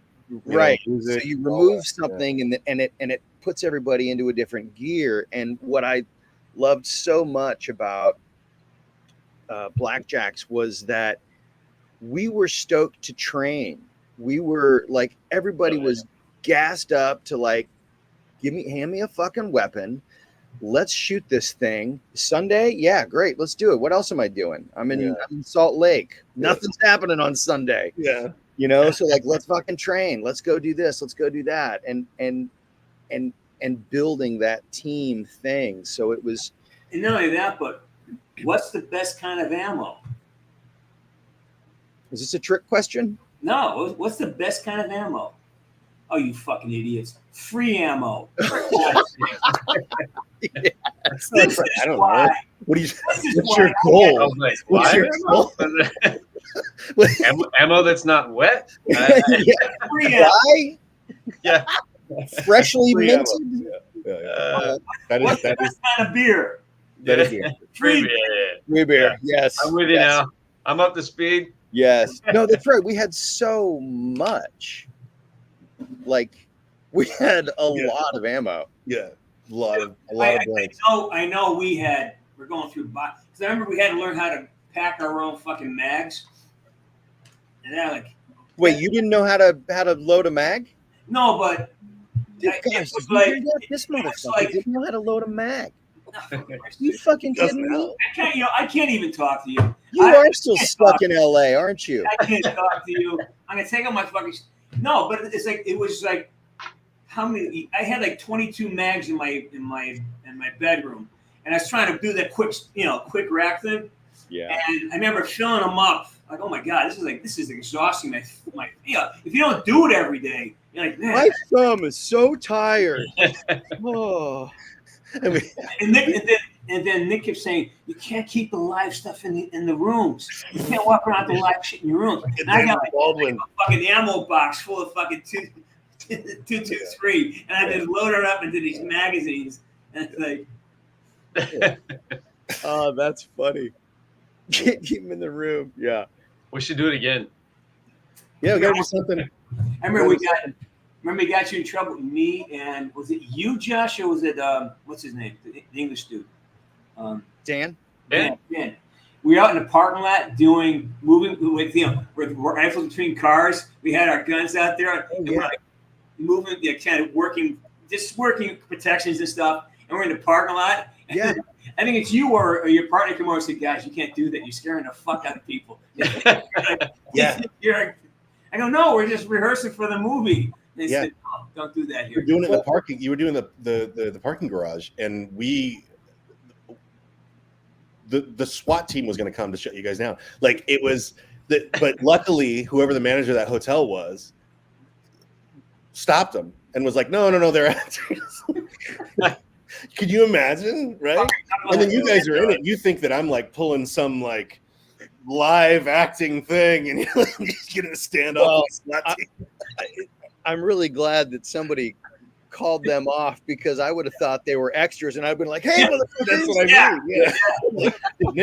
It's like that movie. What about Bob? It's like, is this intense therapy? Like, is this acting? Is this acting class? Did Nick send a fake SWAT team? Like, no, those dudes were straight up gonna show up.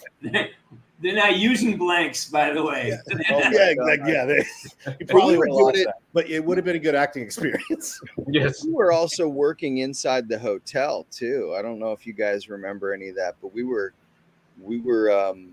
moving through. There was like a mezzanine level, and I can see his face. Our trainer, who's also in Utah. No, Mike Stokey. No, sorry. God, I can see. Oh, you talking about Justin? Justin Watt. Justin Watt was working us through the room. And we had a bunch of that 511 gear on, which was so dope, by the way. Good haul on the 511. Oh, man. Yeah. So cool. And you bastard, you asked for it all back, too. You son of a bitch. I was producing. I tried to keep my stuff. He said, no, we need it back. I wanted those pants. I wanted the pants, and I had great pants and shirts and gloves. Well, I'll tell you what. Let's put a movie together and just get a bunch of sponsors and never shoot the fucking thing. Like not have a dime, right? Like we're like, and they're all excited, right? We're gonna make a sequel and just go prep with Josh. Let's make it about the group getting the shit and then making a movie about making the movie. Making the movie, yeah. I still think though there's room for a part 2, and you set it up perfectly in the first one, and that is those ribbons of energy, right? It talked about the technology and the storyline of the ribbons of energy. Right. See what happens, kids. See what happens when you smoke dope. See what happens. This is what happens. Bro, I get so creative. Come on. I love it. I fucking love it. But seriously, those ribbons of energy that somehow those of us who were killed first, fuck you, that we were somehow protected on one of those ribbons of energy, and that everybody who died and blew up comes back, waking up in some sort of different location, and we've got to get the band back. Yeah, that's what you're trying to do. Some sort of sequel. I don't think I own that. But we could do something else. I don't think I'm allowed to do one of my favorite Lionsgate's on it. We did remember guys, we had a day off. We did a road trip up to Park City. Yeah. Remember that? Yep. Yeah, man. I remember that vividly. You told me your life story, and I was like, holy shit. No wonder why he's an alcoholic. Yeah. I was like, this dude is a fucking hero. I mean, and then we did remember we all did an interview with somebody on the way up. We did a podcast interview on the way up. That's right. Oh yeah. That's right. Yeah. I talked to that guy like a month ago, and I told him maybe doing this get together. He wanted me to I don't have lost his link, but he said, "Oh my God, do you remember we did an interview? You were one of my first interviews from Blackjacks." And I go, who's? Yeah, he had McDonald, he had Doherty. I said, yeah, that was. Was that Rory? Rory? I think so. He reached out to you, right? Rory, yeah, Roy Williamson, I think it's. Yeah, Roy Williamson. He reached out to you, yeah. Yeah, good kid. Wow. What is this, Lizgo? You said so. Like you're digging the art. Let me be extremely narcissistic. That's my painting. I knew it. That's what I thought. I was like, that dude painted it. Nick, tell me what it really is. That's a self-portrait when you look in the mirror. That's what you see. That's my favorite place. That's what's afterward. That's what I showed you.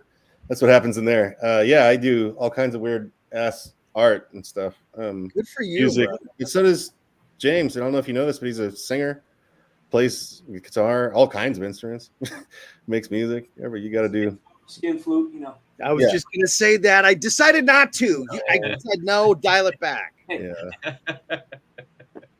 Here's a question. All right. Anybody go to acting school? School. All right. Josh Doherty is an acting school. The dominant acting school in the Atlanta. Doherty is Doherty still open? It is not. Thank God. Oh, what happened? Well, from a business perspective, we learned a very important lesson, and that lesson is don't open a business for poor people.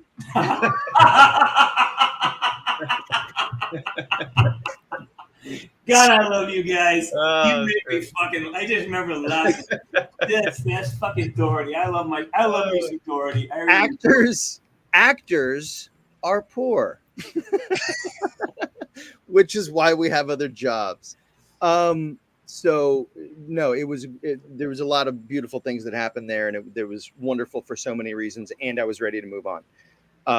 But I will say I am way too ADD to really sit through much of anything that isn't entertaining or engaging. I have to be engaged, which is why I was a terrible student in high school.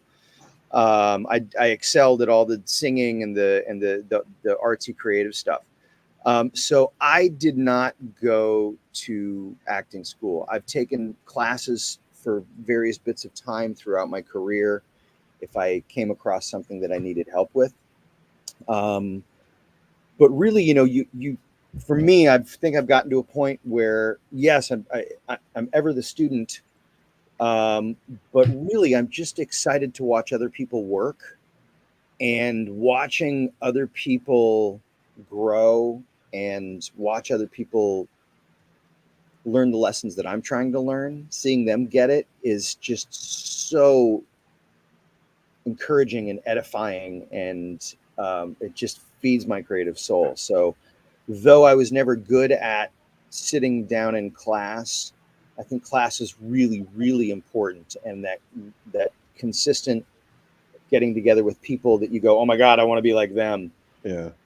And watching people do really shitty work and come to grips with the fact that they're doing really shitty work, because we all do really shitty work at one time or another, allows us to not take it so seriously. Yeah. And to realize that we're all just kind of in this together. And so though I was not good at, I absolutely believe in the benefits of it. You find your creativity flows better when you have a great team to mesh with and have great 100%. Because even though Hollywood wants to kind of create this idea that, the lone wolf, right? If Blackjacks had been a movie about a bunch of lone wolves and the artists were also lone wolves, we wouldn't be on this phone call right now. Each of us would be way too important to be here.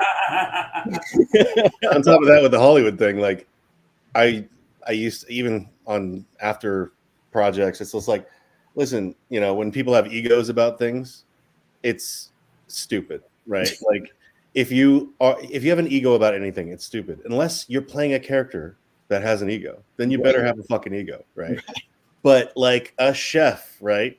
In the chef world, people get these egos and they compete with each other, and they get to this place where like, oh, blah, blah, blah, blah. Like, yes, you're an amazing person who makes amazing art in the food world, but you're also, on the other hand, a future shit artist, right? Like,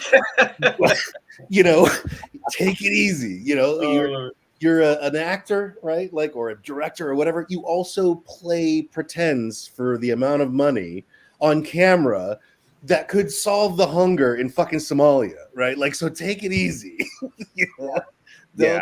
There's no reason to have a fucking ego. Yeah, absolutely. Yeah.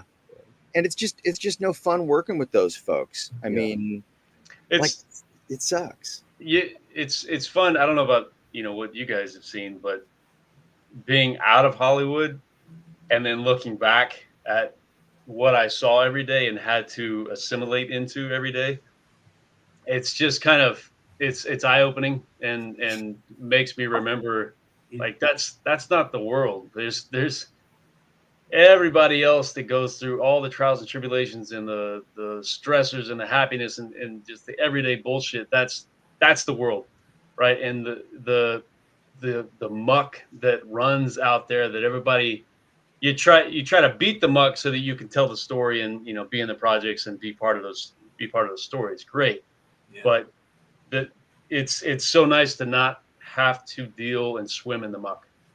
The answer to the question is yes, I did. That's true. Yeah, he's gone. Life gurus. Yeah, life coaches. You know, I heard something recently that I thought was pretty spot on, and it was somebody saying, like, where does wisdom come from? Experience. Where does experience come from? Really bad decisions. So, and Seal Patrol was one of them. But it's you guys to get wrapped up in this. Oh my God. Fight. But Rich, no, I agree with you there. Living in Atlanta, I see the folks who were kind of trying to be Hollywood, and then the folks who haven't really started to try being Hollywood, and the difference in actors here. And I'm like, oh God, you guys. It's a cult. Hollywood is a cult. Go ahead. I'm sorry, Rich. No, go ahead, Nick. Oh, I was just going to say, like, a lot of it has to do with, like, what do you want to do with your life, right? What experience do you want to have?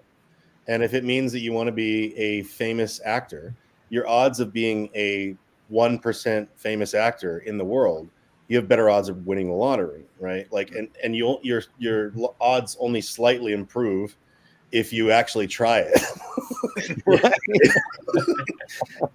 at the end of the day, what experience do you want to have? Like, you don't know if you're going to be able to be a movie star, but if you love to act with everything you got and do what you can with what you have. If you have this like preconceived idea of what it's going to be in the future, by the way, it's never going to be that way when you get there, even if you love it, because you can't have a complete idea of what the hell is going to happen.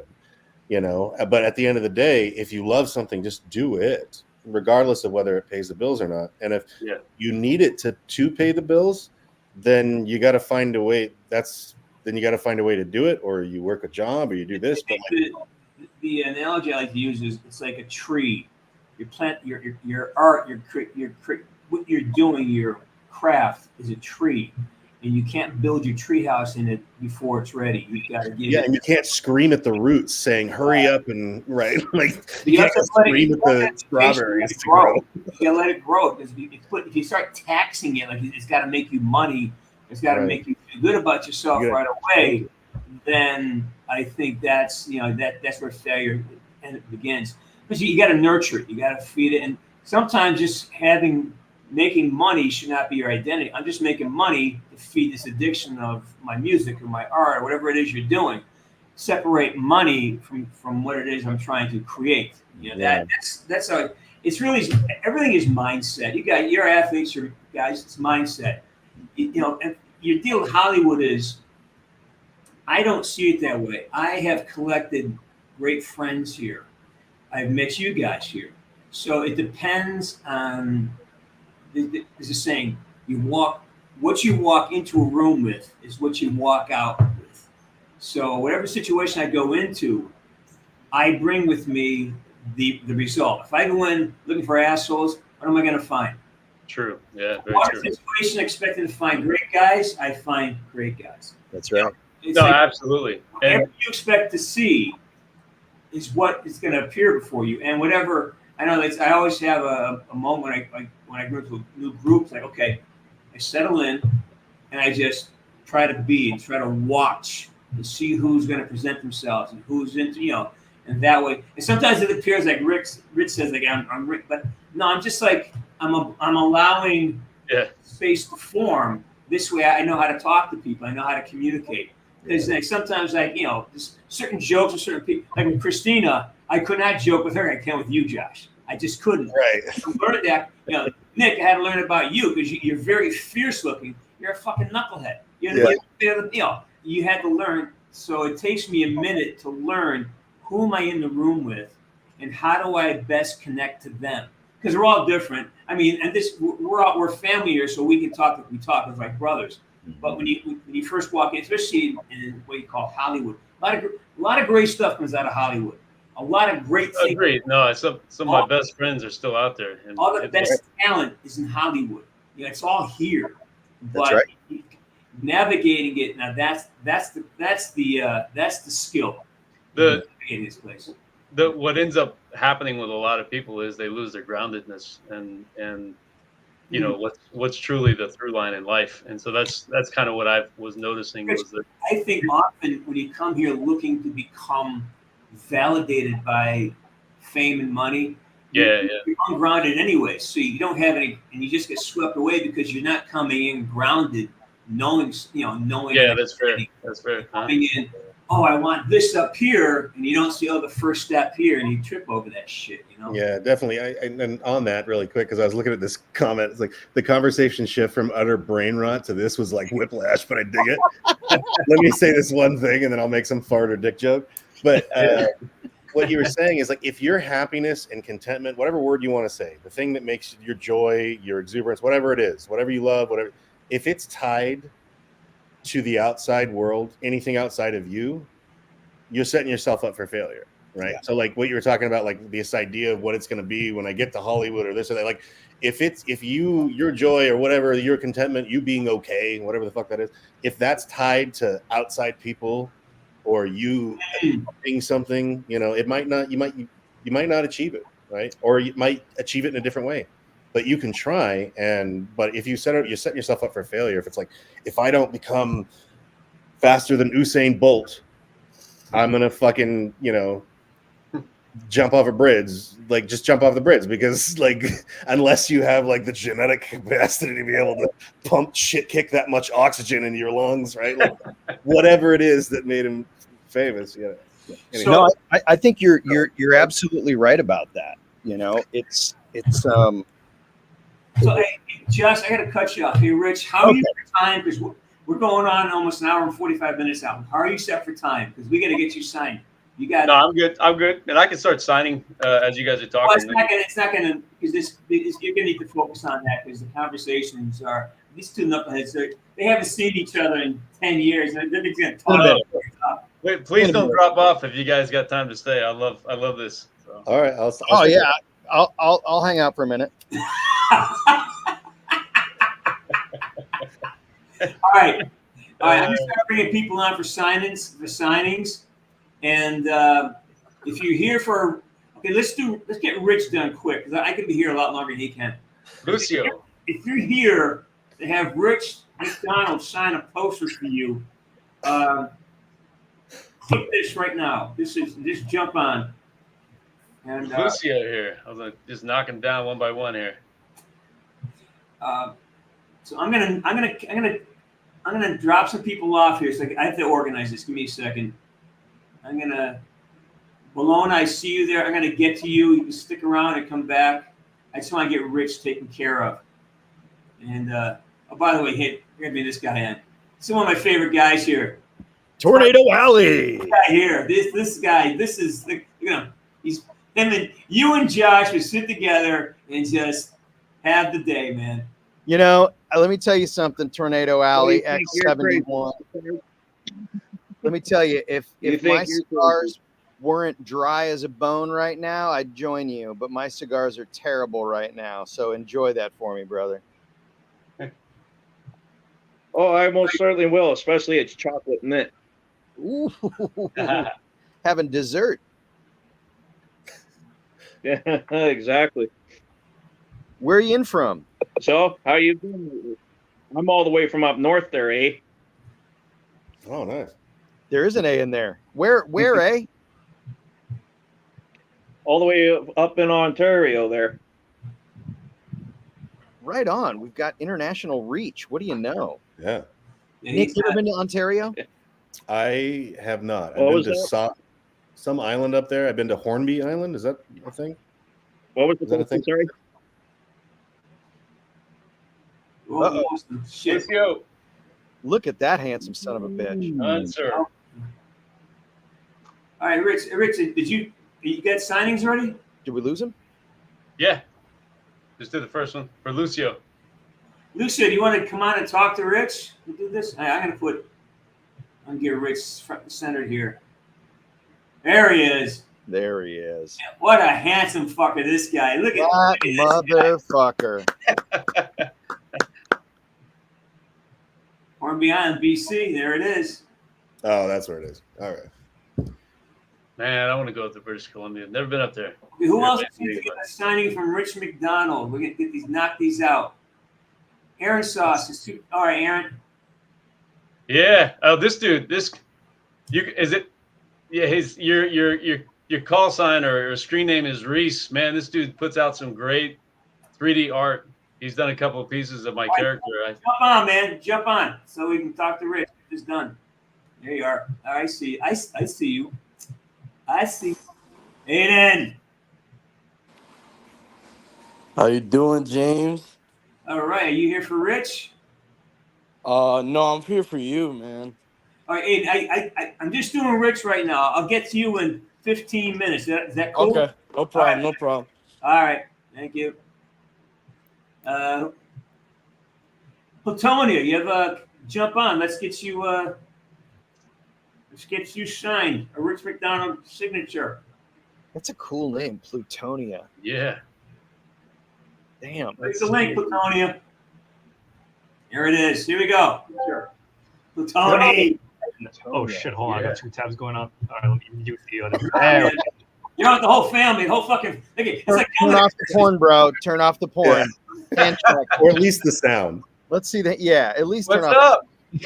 Pretty good. I was at the not the last streamly one, the one before for James. I got that. I got this baby signed. It finally came in the mail. Woohoo! Nice. Look at that. Look at that that smile. Like, oh yeah, apparently Streamly told me, yeah, you didn't put my name anywhere. So I was like, nah, it's fine. Look at that. Look at that little smiley face. Isn't that cute? He's not even smiling. He's frowning. That's what happens when you're a nom, right? That's that thing.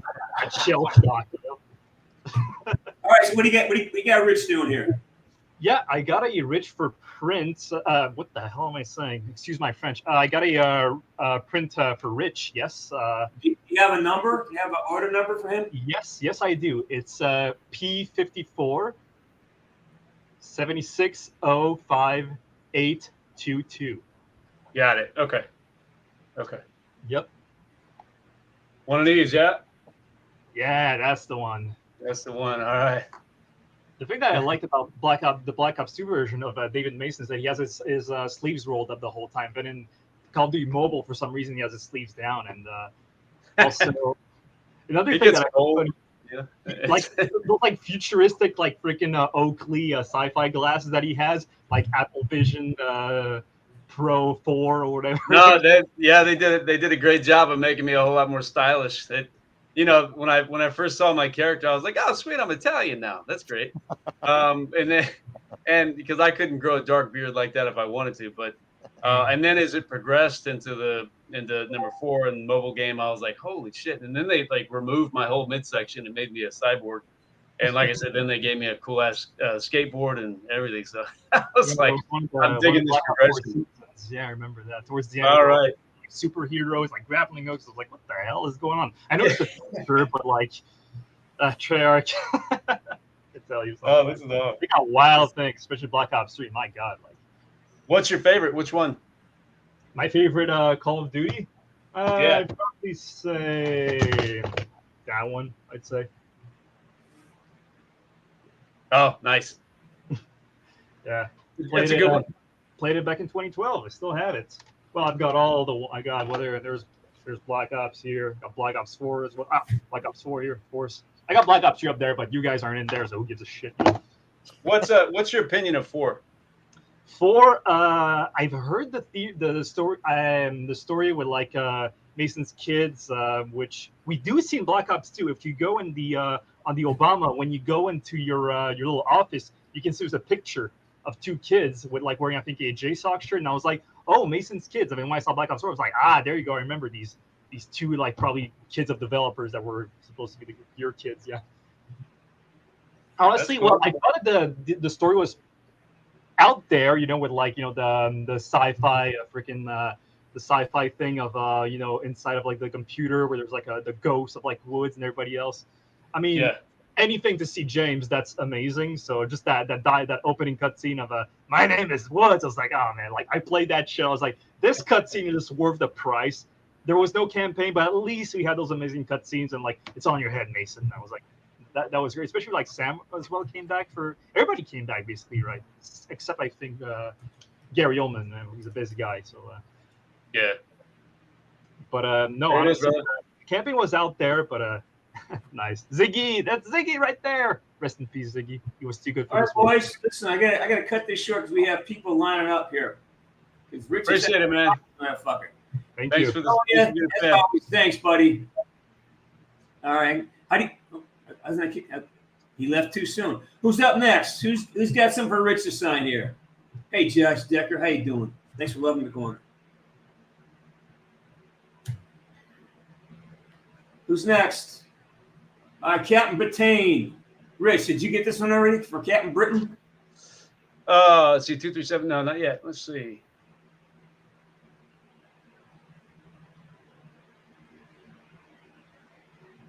Two, 3, 7.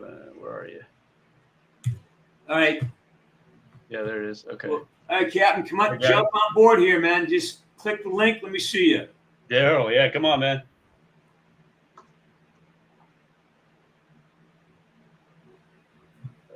Okay, you get the stylish one. Come on, Captain Britain. Get up there. Orlock, are you Captain Britain? That one. Where are you, buddy? You got to jump on.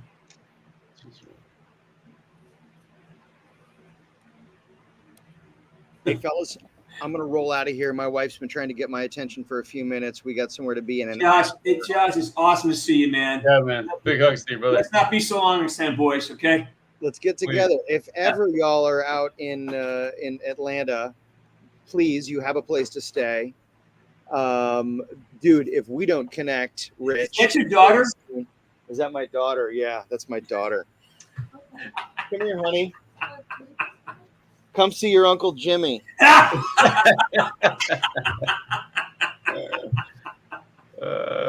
She's like, you dirty motherfuckers. No, yeah, we've got to connect, Rich. Let's connect. Absolutely. Yeah. I never got to meet your wife when you guys got married. So congratulations, super late. So Hi, y'all. This is Ashley. Very nice to meet you. Oh, you're way too pretty for him. You're way too pretty. Oh, that great. Good thing she's got terrible taste in men. Or her eyesight's gone. I don't know. Yeah, that's going too. That's going. Nice to meet you. Hey, Josh, you're awesome, man. Thanks a lot. Yeah, Big hug. great to see you, man. Absolutely. So All right. good to see you, Nick. Great to see you, Jimmy. You were all right. Let's connect very soon. Love you guys. Mwah. Hey, Jess, here's what I can do. Get the fuck off my stage. Love that kid. All right, who's next? Who's next? Rich, how you doing there? The captain doesn't want to come on this show. He's a little shy for us. Oh, good. I'm signing him. He's Writing out kind of his nervous, paper. so we're signing you for right now, Captain.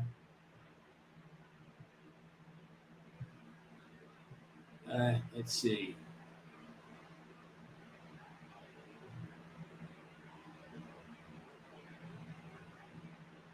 Austin Huber. He's up next. Austin, you want to jump on the show? Here's a click.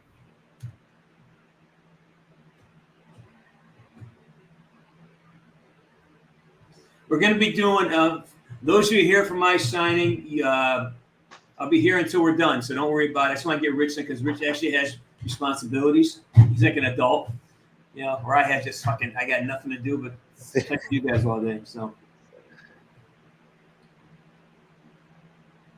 All right, man.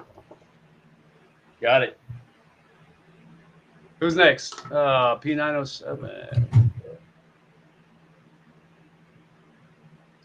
41. Yeah, okay. This is. Okay, that's done, man. I will definitely do that for you. Well, Well, let's see. While you watch, I'll try to do this for you. Here you go.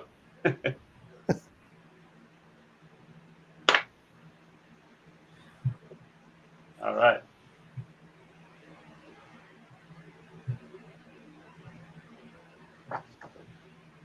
There it is, sir. Beauty. I appreciate it. Now, if you want to jump on and say hi, just let me know. Cody Fonda.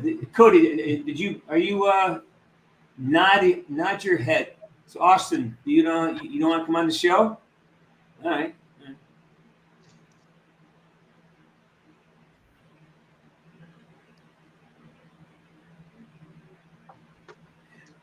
Jernan, I'll get to you in a second. We got to take care of these folks who. Who's next? Let's see. Aaron Sauce, I don't see you, man. Oh, Aaron, are you Aiden? Yeah. Okay, work. No, I've definitely got yours, Reese or Aaron. Okay, we'll do this one first. I don't know how good my picture of David Mason is going to be, but you're the expert on that. But I'll do my best here. The answer to this is yeah, they are. They're from mine. You can also go to Sarge's Corner store. There's Funko Pops. There's a larger array of things there. Sarge's Corner store. That'll get to you the fastest right now because Streamly has to send us this content, and then we sign it, we send it back. If you go directly to Sarge's Corner store, I'll pack it up and get it out to you like tomorrow. So it's about the same prices. All right. How you doing, Nick? I'm doing well. I was just watching this chat. It was cracking me up. We're going at each other. All right. Trying to figure out. Rich, where do you find those? No, I'm not finding numbers. I just have names. If you click on it, it drops down further. Oh, for Christ's sakes! And yeah, I'm the veteran here. I'm the one who fucking see. I got my own. 6 concussions, so my eggs are scrambled too. Man, it's not just you. So we get along, Nick. Yeah. Brain damage finds brain damage. Okay, so how do you order? Let me give you 2 links here. I'll give one for Rich and one for myself. So you either go to Streamly and type in. Well, if you go to just go to Streamly. Just go to Streamly.com and you see that there is. Rich and I it says live, and then you can order right then and there. Yeah. So let's go to Streamly.com, and then you see either Rich McDonald or James C. Burns. Right? Aaron, here's number 1. I drew a Michael Jackson on there for you.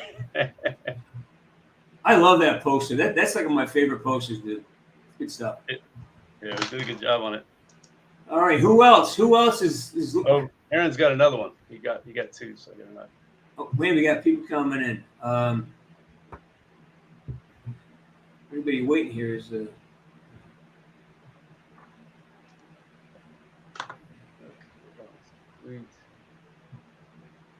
Am I constantly walking? No idea what that means. So, Rich. Yeah. Will you be available to sign prints after the end of the stream? What's the question? Will you be available to sign prints at the end of the stream? Yeah, the Streamly store should be open, so it's there. And they'll send me. There's a couple that didn't get sent. A couple last minute orders, so they'll send it to me. The answer is yes.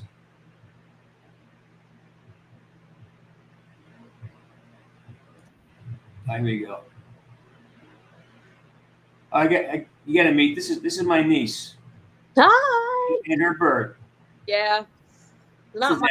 My grandma. Well, this is a niece of choice, not blood, but my niece of choice. I wish by blood. That'd be freaking. How's the family? How's that going? Oh, we're surviving. I know, yeah. This young lady her goal is to be a Marine. Yes. Like I know most Rangers think they're Marines, so. Well, I don't know if you can call me a Ranger. I was at the Ranger Training Battalion, which I wore the stuff of that, but I didn't go through Ranger school. I got out right as I was going to go to Ranger. Oh, then I can't talk to you. Okay. Yeah. But if there was a Ranger on stream, we'd be like, wait, hold on. What's the Ranger Creed? I'd be like, I don't know. I've got brain damage. I don't know, man. I mean, the New York Rangers, the hockey thing? Yeah. Yeah. Yeah. All right. Em, I just want to get you on and say hi, sweetheart. You doing good? You good? You look great. You're smiling. I like it. Aaron. I'm good. I tried to. I'll talk to you soon, sweetie. Bye-bye. That one is... Rich, you're doing great, man. You're flying through this stuff. Yeah. Trying to make sure to write down the order number so I don't keep track of them here. Aiden, I just got your message. It could be a few minutes here because we're just waiting for Rich to, move his ass along. Yeah. Because he's tall. Right. He gets he gets all that white privilege, that tall, handsome white privilege. So, Still slow upstairs though. Well, he was a pole vaulter, so a few crash landings. We're all scrambled eggs. We're all scrambled egg people here, You never know how hard the ground is until you fall from 18, 19 feet up, and then it's like, wow, that does hurt. Wait, where's your best height, man? What's your best performance? I did 18 feet 1/2 inch. So it's been there's kids out there right now that have just crushed that. It's fun to watch. In the 20s, right? They're in the 20s now, right? Well, the world record at the time was 20'2", and I think it's up to 21 now. I'm behind the times, but there's a kid, last name Duplantis. He's the son of a legend, and my God, he's good. So, all right, who's next? Let's see. Who's next? How many have signed up so far? How many? So I've got 12 left. I was just waiting to see who jumps on. I can just start knocking them off from my screen if you want.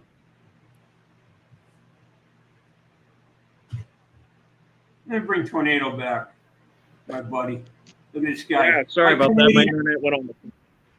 My Canadian friend here. Look at him. Look at him. Yeah. Like a fucking bear. Like a bear in the woods. Yeah, sorry about that. My internet went on the fence.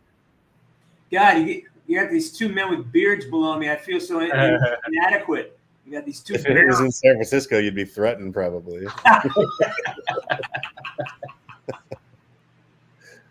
So you remember that I talked about that little incident on the previous stream about that little brawl at the bar? Yeah. How'd that turn out? Well, a buddy got a bit of concussion in the back of the head, and somebody smashed a beer bottle over the back of my skull, but no stitches required. It's pretty well healed up there. And what was it? So that was about 10 grand worth of damage that those guys that tried to fight me and my 3 other friends that they had to pay out of their pocket for. So yeah, that was a fun night in a way. I'm more of a lover than a fighter. These are my people. These are my people right in front of you. Here they are. All right, I'm gonna put you back in line. Hang on, I got make sure Rich is okay. No worries, man. No worries. Oh, good, man. Just do your thing. Who just signed for? I want people to see it. That was Dylan. All right, Dylan. Hang on, Dylan. So there it is. Got it done, sir. Appreciate the support. All the Black Ops fans, gotta love you.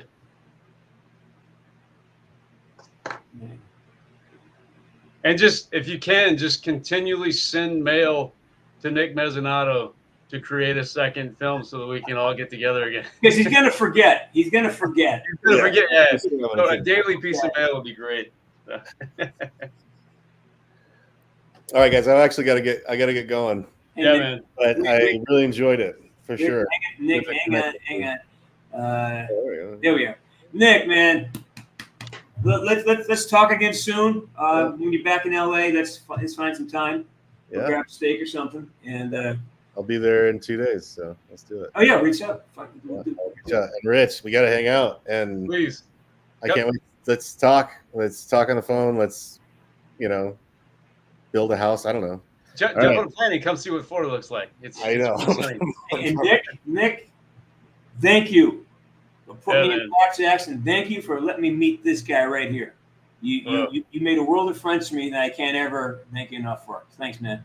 Yeah, Likewise. thank you. Have a good one, guys. Now, Take care, man. get the fuck off my show. That's awesome. All right. All right, this one's for Zane. Let's All sign right. some more. Oh, they all love Nick. Look at that. David will always be the best protagonist. He is cut from the top cloth, I tell you. Good guy.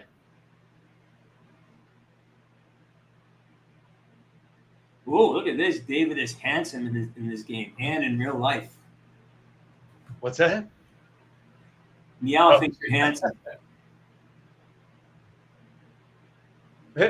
She's the one, or he or she is the one that speaks in cat talk. It's We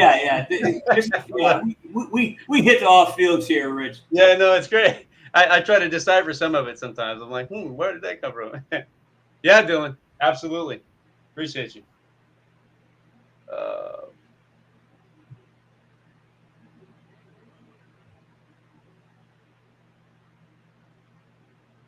Yeah, he's just a great guy. Just a great guy. Good writer too. I know he plays it down, but actually he wrote a Bruce Willis film too. Yeah. All right, I'm going to. All right, we're doing that. I'm going to hit a couple while you're doing it. Hey, there is. Hey, man, you're so patient. Thank you. Who's that? Hang on, Rich. Hang on. Who's that for, Rich? This is for Zane. Zane, this is for you, man. Zane, do you want to come on and say hi? Zane, do you want to come hi and say hello?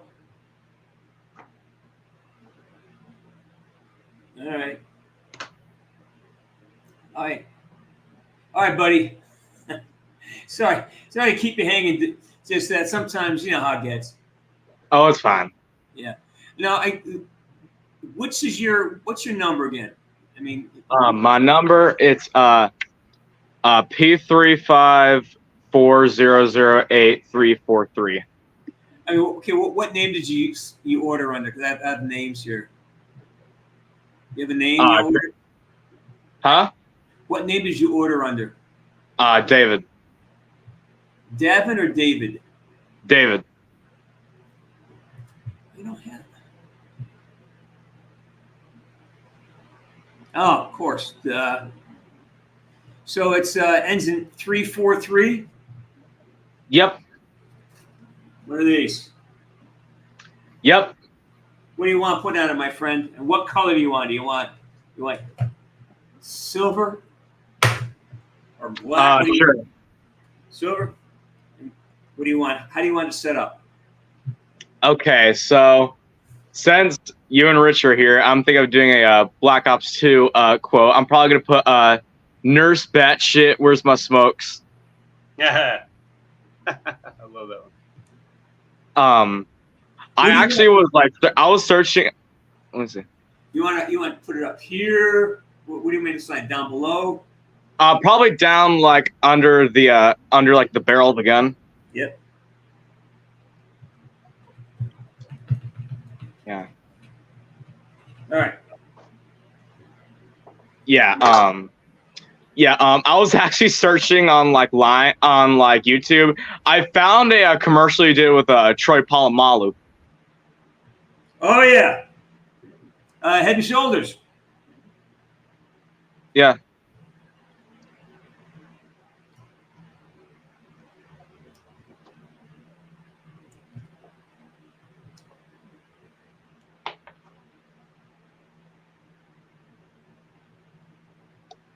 You gotta pump those Nurse Batshit clips. Yeah. Here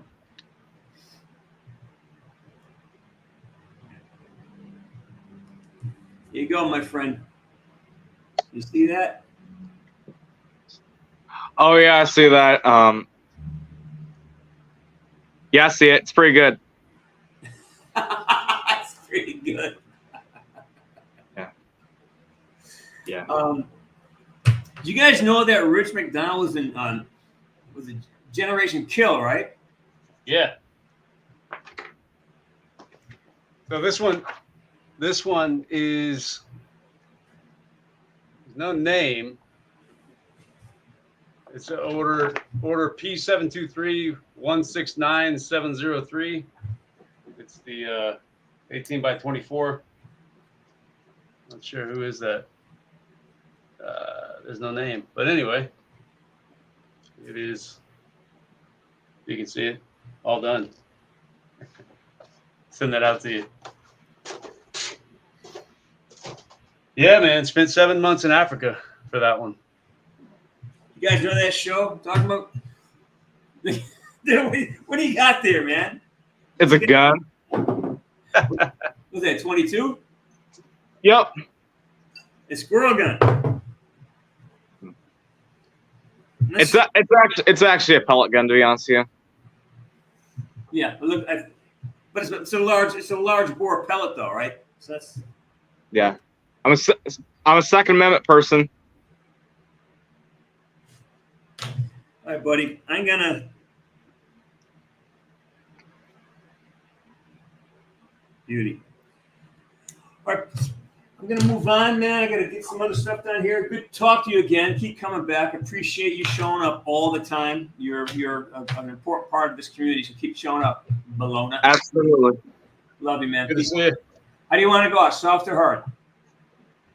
Hard always. Hey, get the fuck off my show. All right. Who's next? This one's for Yee Yee. For who? Yee Yee. All right. You want to come on? Say hi to talk to Rich for a second? Because you can do that.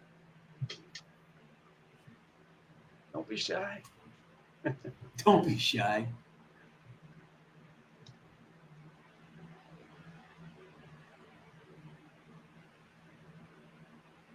Kinsey Holmes. I would be happy to draw some hearts on there for you.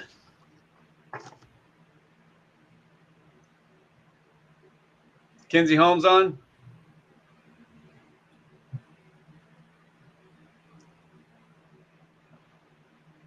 All right. All right. So, everyone else got a? Who else has something? I have a lot of posters here to sign. So, who's here? Let me sign them for you right now. Just click this link and come on. Until that happens, I'm gonna stop in and talk to Cody Fonda for a second. Hey, this is Jane Fonda's son. Yeah. Yeah. The link is that close. How are you guys doing? Good, man. Good to see you, Cody. Doing great. Good to see you guys. I see the resemblance. Oh yeah, big time.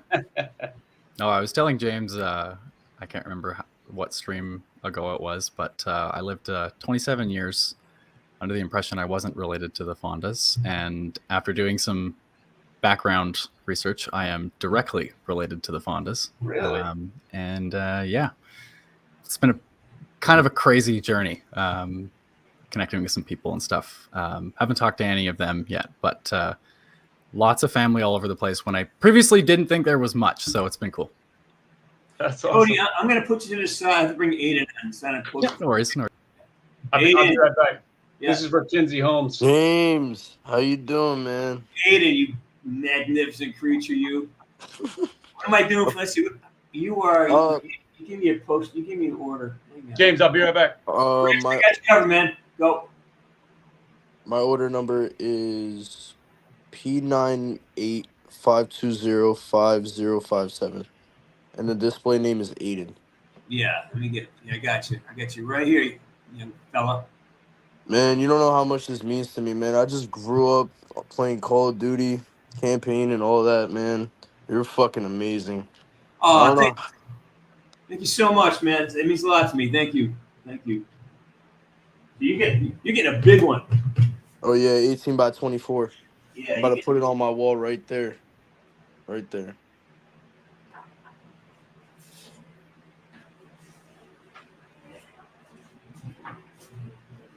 Oh, in the YouTube chat, by the way, I was about to start playing the campaign again for Black Ops 2. There you go, man. Thank you, man. Looks amazing. What do you want on it, and where do you want it? I was just gonna put on the top of the barrel, like over the barrel, I was gonna put my #1 fan, and then Right here? yeah, like right there, or yeah, right there. That's perfect.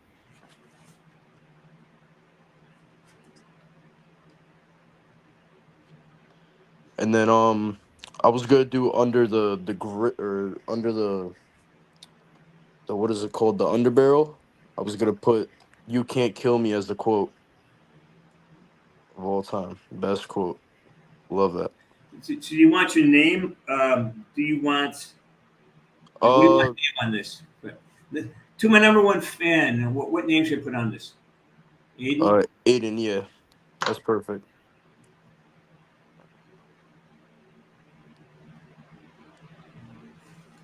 And then you can't kill me? Yeah, under the gun.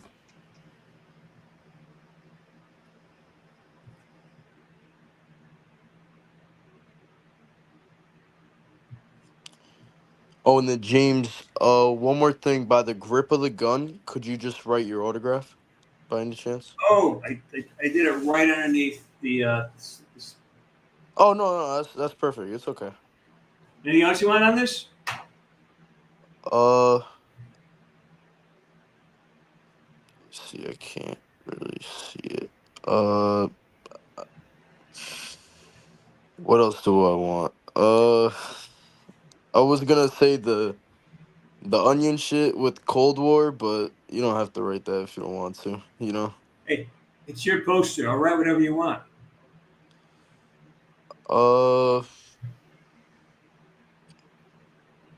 I mean, honestly, that's really it. It's just to my #1 fan, Aiden, and then "You can't kill me" as the quote. That's really Done. it. Thank you, man. I No, love thank you, bro. I love you. Hey, without guys like you, I do not exist. So it's a two-way street. Yeah, You know? man. It's shocking because I grew up like 10 years old playing Black Ops 2 campaign, and then like when I found about the character of Woods, I fell in love with him, man. He's just great. Like I don't know how Treyarch could add like a different voice actor for Woods, because that dude sucks. He's ass. I don't Oh, know. you know what? We always move on.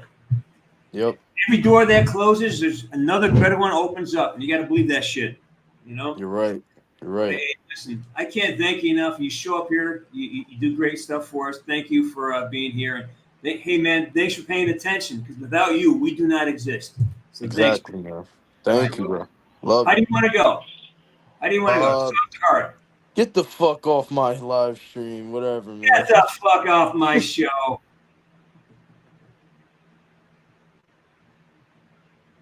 Oscar Rangel, happy birthday, man.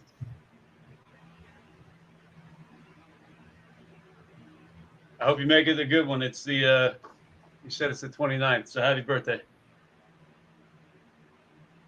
Thank you guys for being fans of the game. Like James was saying, it's nothing without you guys. So we're absolutely humbled by it. Okay, who's next for me? Who is next for me? Who's next? I have a lot of guys here. We need to get stuff done.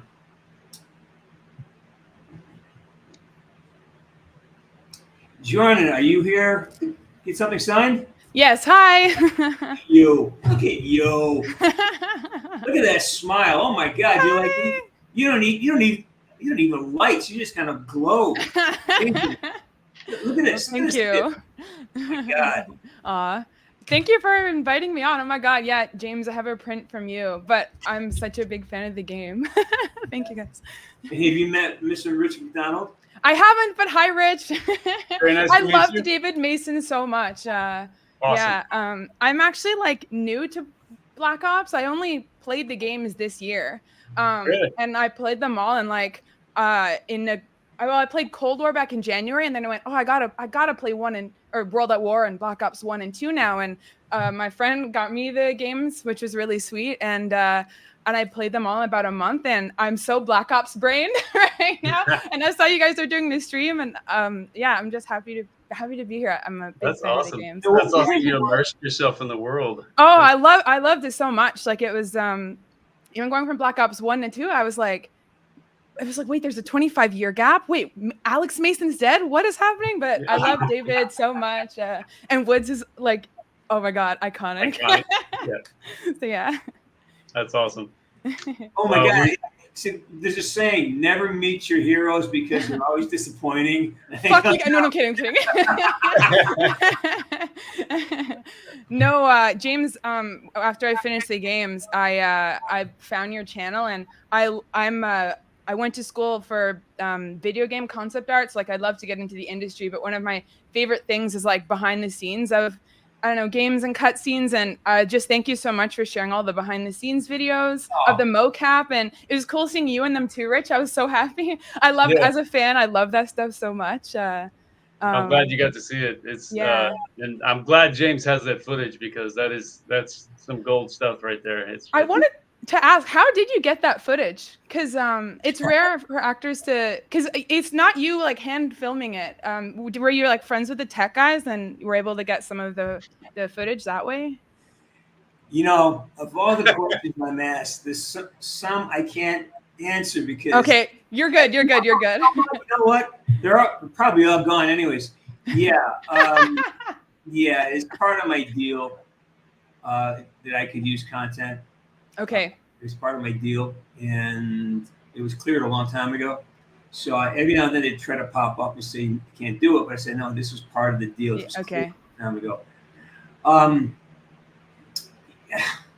You know, I don't take no for an answer easily, and I just knew I wanted it. Yeah, I respect that a lot. And I have scenes that have never been seen by human beings other than oh my God. Set. And there's a couple of me, Rich, and Nurse Batshit. I'd love to see those. I remember you talking about there was an actress who played the nurse. Yeah. I got into that little, but she's a great actor, and Rich and her are so funny together. They're like, Rich is really a funny dude. He's like, I was dying at those behind the scenes videos earlier. I was laughing so hard at those. You guys, yeah, that was great. I love it. Right? It's just that and so some of the stuff on set with Rich, we had so much fun working together. Every take was just a blast. It shows that, yeah, that makes me so happy. Also, I didn't know that you met on Steel Patrol, and that's how, Rich, you got into Black Ops 2. I'm like, oh my God, you guys are like Woods and David off screen. Yeah, it was. I was like, oh, cool, you're part of that Call of Duty thing. That thing's pretty huge. And he was like, yeah. At the end of the shoot, he's like, I'm gonna call Dave Anthony, and I was like, who? And he and he was like, just trust me, I'm gonna call him and I'm gonna have you meet him. And I was like, great, yeah, that's great, man. I really appreciate it. And Dave Anthony's just like by far one of the, basically him and Nick are my two favorite directors, right? Oh, that's awesome. And yeah, I got to meet him. I went up to Treyarch and prepared a scene, and it was cool because it was like doing a theatrical scene with one person in the audience, right? And so it was in this viewing room with a ton of seats, like 50 seats, and a little bitty stage, and then it was just Dave Anthony. And I did the scene, and it was one of the few where I was like, he was like, all right, go hang out in the cafeteria or the lounge, and we'll let you know. That never happens, right? You got to go home and let it boil in your head for another week. And he came out about 20 minutes later. He was like, let's do this or something. Oh, that's awesome. I lost my shit at that point, so I'm sure. Oh, that's so cool. Yeah, it was great. That's my boy right there. I owe it all to you, Jimmy. No, see that's where you're wrong. I just opened the door. You blew right through it, man. Hell yeah. I opened doors for a lot of people, but you were ready for the opportunity, and you walked in and you just did what I knew you would do. I said, I told him, this is the guy. Don't just hire him. I gotta read him. I go, all right, you're wasting your time. Because I said, look, what was really important for me to say, look, in Black Ops 2, there's a relationship between David and Woods, and they're in a lot of scenes together. Mm-hmm. And if that relationship, if you can get that to be stellar, it's going to change your whole. And Rich and I already had a great relationship from working on the SEAL team. Cool, yeah. We trusted each other, and as an actor, you got to do that. And it was easy. One of the easiest choices I've ever made. Heck yeah. Can I actually ask something kind of? Oh, you can't. You can't. You cannot. Well, bye. No. No. So I just remember when I started playing Black Ops 2, and you learn like Alex Mason's dead, and that like Woods stepped up to raise David as his own child. I guess I thought that was like very admirable of Woods to do, especially like, after having his legs taken, or he lost the ability to walk, and like so. I guess I was gonna ask, like, how do you think that decision was for Woods to like take on raising David? And then I guess, like, do you think David and Woods had like a father-son relationship, even though they're not related by blood? Is that what you guys were sort of going for in the game? Yeah. The way I always saw it, and I wrote a lot of this stuff with Black Ops. I got the opportunity to write for this stuff. So when I sat through this, I said, this is a no-brainer. This is my best friend's kid. Yes. Yep. Of course, you're gonna. This is a fucking no-brainer. This is all right. Yeah. And what else am I gonna do? I got no fucking legs. Well, he's still a badass in a wheelchair. Oh hell, he would kick your ass in a wheelchair. You know what, kid? Come on, you got stuff. You got shit to do. And the second thing is, he also made it clear that I'm not your dad. You have one dad. All right. I'm the guy. I'm your uncle. I'm the guy who raised you. I'll care for you. I love you. I care about you, but you'll only have one dad. Yes. That would be a line he always drew. Because as an uncle, which I do a lot of in life, you have a lot more power to influence people because you're not the dad. There's a degree of separation there, slightly. Yeah. Perspective. So yeah. Great question. What do you do, Jonah? I just studied. I just graduated a few months ago. I was studying video game concept art. Yeah. So like doing sort of high rendered character design and prop and environment designs. And I'm in the job market at the moment, but I do a lot of illustrations and I have an Etsy shop and I do art commissions and stuff in the meantime. Where'd you go to school? Where? Yeah. At this school called Sin Studio in Montreal. I'm in Canada. Canada. Yeah.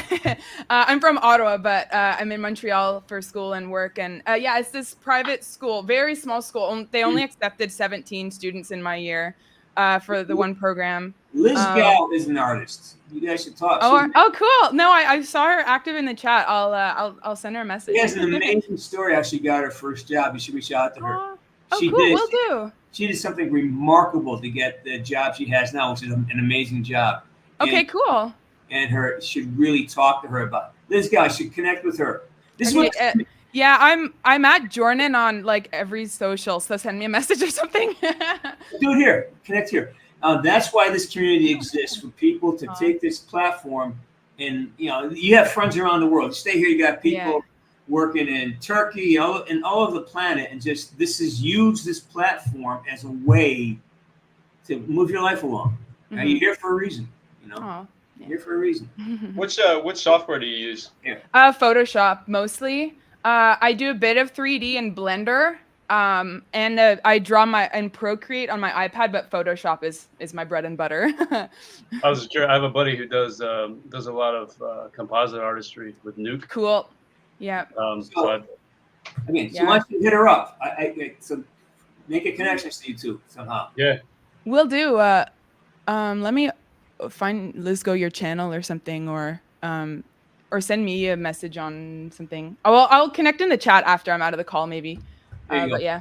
So you're getting something signed today, yes? Yes, I have a print from you, James. It's under the name Journey, Journee. On it. Like a okay, perfect. All right, here we go. Hey, Kobe. Got your sign, Kobe, if you're watching. What do you want on it, Journey? If you could write. So my friends and I kind of have this, like, after I played Black Ops 1 and 2, we kind of came up with this like Woods Wood joke. So it was like Woods would do or something. So could you just write Woods would on it and then make it out to Journey? If that makes sense. How would you like to want to art direct this? You could write Woods would above the gun and then like to Journey underneath or something.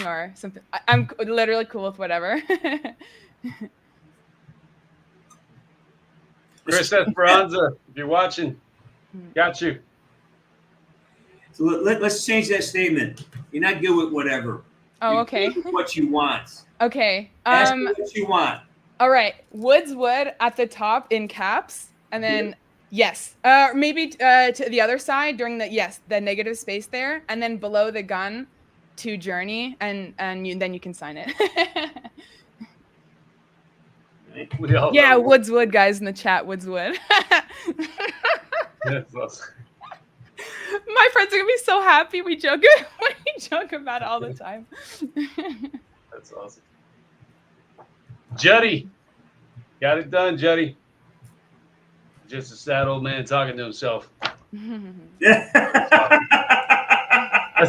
That's one of my favorite lines that they gave me. So you got some badass lines. I got a few of them that are favorites. No, I love that. June 19th. That's tomorrow. I made that joke this year. Thank you so much, James. That's perfect. Thank you. You are exactly the reason I do this. I appreciate that a lot. This is super cool. And you are a delight. You are. I see nothing but great things in your future. Thank you so much. Use this community as a resource. There's a lot of people here who become. You're here. Stay here. I swear to God, this is what this is about, and you are perfectly designed for this community. And I appreciate that a lot. I'm happy to see great things from you. Thank you so much. Before I go, could I show you some art I did of your characters? Absolutely. Okay, yeah. I have an Etsy shop, so they're printed out. I'm just saying that's why I have a printer to print them out. But after I finished the game, I thought it was like the sweetest thing ever that Woods like decided to raise Mason. So I did a little art of like Woods and like Kid Mason. Oh like, wow! in school or something. That's awesome. I did that, and then I did this of like maybe David in his 20s with like. Oh, I love that. Get it up closer. Love that. There. Oh, that's awesome. Good job. Thank you. No, I love your guys' characters, and then I have a Woods Wood sticker that I did some months ago, and then this is Nam Baby. That my camera's not focusing on it, but I just wanted to show you guys those. I'm a big fan. That's amazing. I love Black Ops. That's amazing stuff. Amazing. Thank you. That's great. Wow. No, thank you for having me on. I don't mean to take up too much time. Take up time. We have nothing else to do. I don't. I know Rich has a family to take care of. Got kids to feed. Got kids over in the corner, but the kids are locked up. They're fine. I'm just kidding. They're not home right now, but they. You ought to talk to the guy with the call sign Reese, Aaron. He puts out a lot of great graphic art as well. Is he in chat or does he have a social or anything I can look up? He was in chat. RHYS. He showed me a couple. He posted a couple of renditions of my character, and I thought he did a good job. I remember you mentioned that earlier. I'll go have a. You guys ought to link up and make a game. I mean, I'm here. I'm here for it. Right? This is what this is for. So yeah, you guys connect, find each other. And I want to hear results because you're solid people. Aww. You know, when you find people you connect with, you got to keep the connections alive. You got to have the courage to walk up and present yourself always, and that's what this is for. You know, great stuff. Yeah. All right, Journey, how do you want to go? Soft or hard? I don't know. I don't know if my heart can take hard, but let's do it. Yeah, swear at me. Journey, get the fuck off my channel. All right, who's next? Matthew Omer. Got you, man. Appreciate it. All right. Get a private chat here. Who's that? Let's see. All right. William, I see you. You're on next, buddy. Here you come. William, you're so patient. Thank you so much. I see you sitting there, and I apologize for not getting it faster, but Fucking No, Rich. no apologies. No apologies needed. Rich How are y'all won't doing stop today? Talking. Rich just keeps talking and talking. Man, I just using this handsome shut off. privilege. How have y'all been doing today? Good. This is awesome. Been thankful to meet a lot of fans. How you doing? Well, I'm doing pretty good. Actually, the first time I ever came on was about a month ago at the James's solo signing back at the beginning of summer.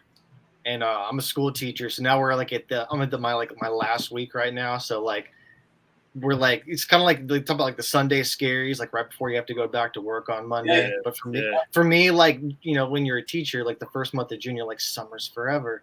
And now like July has just been like a month of Sunday scaries. So I'm just like I'm ready to get back just to get rid of the anticipation. But I'm glad to be able to talk to both of you because like I was saying to James last time, like Black Ops 1 is without a doubt my all-time favorite Call of Duty. And I don't think it hasn't been surpassed. I don't think it really will be because it's just so well written in the way that like when Alex is in the chair and every mission is a flashback and you're constantly being pulled, back into the chair as you're being interrogated in like the CIA like black site. It really makes like you become an active participant, like you become Mason. And I was just watching another interview that Woods did recently. It's like, why do people? He was asking the interviewer, like, why do you like care so much about Woods? Like, what draws you to that character? And one of the things is like when you become Mason in that game, Woods is kind of very cold to everybody except for Mason, and he just has like he's very like and then he has like that kind of like to Mason, which really brings you in as a family member, right? And when Black Ops 2 came out, I've always had like a love-hate relationship with that game because, and I wanted to ask you all because I don't know if you have any like inside baseball on it, but when like half of it is in the 1980s and half of it is like it's crazy to say now, but like now 2025 basically, it always felt like it was being pulled in two different directions. And I never really felt like it did one or the other at the same level that Black Ops 1 did, just focusing on one era. And was it always like the idea from the outset of the development of that game to have it go back and forth, or was it like they were setting it in the 1980s and then like at that time in video game development it was very much like being pushed like go into the future, and they kind of pulled over to that at the same time? I don't know, like, can you all comment on that? Are you allowed to? What's your take on that? James, I feel like you've got probably more insight because you were more in the writer's room for it, but yeah, go ahead, Rich. I would say, yeah, I wanted to hear your insight on it because I came in late in the game, so I feel like that it was, no pun intended, but I feel like that it was, they were probably trying to capitalize like what you're saying on the trend at the time, but I also wonder if there's something to be said for creating staleness if you stick in one era for too long, chapter after chapter after chapter. So I think in my opinion, they were trying to create a good amount of variety to bring something new and fresh every time, which is what I feel like they're great at doing. Looking at the subsequent games, they're always trying to bring intelligent shock value is what I feel like it is. But that's one of the important things we talked about in the creation room of it. Well, is like Dave is always pushing for as much realism as he could in the game. Always, this is why we went to performance capture. That's how that began, and part of it is action and consequence. How do things begin, and what's the result of that? What are the expected and what are the unexpected consequences of decisions, right? So all those flashbacks show you the consequences of decisions made 20 years ago. Like, what happened? So basically, Woods in the chair is giving you a history lesson of, this is what happened here. This is why Menendez is this way, because this happened here. That happened because of this. And so now we're at the, and so the game brings you into the present of the game, and all the things that are happening in the meltdown at the end of the game are results of decisions made, and what's built into the game are decision points. If you do one thing, the story goes in one direction. You do another thing, it goes in a different direction. So there's like 3 actual endings, and they all get there in different ways. You come into the level in a different place. So Kind of choose your own adventure, basically. Yeah, basically, turns in. But it is about actions and consequences. Like if you let what's your name live, well, you get a good. If you let Menendez live, you get one outcome. If you kill him, you get a bad outcome. So it teaches. The idea is like you're making a decision, and now you're dealing with the consequence of that decision. And that was really a big mission of Dave Anthony's. To speak for Dave, at least we talked about this, is to give them consequence. Because consequence is great. When you have consequence, you really, you have to really think things through. So that's really the basis of everything, is the consequence.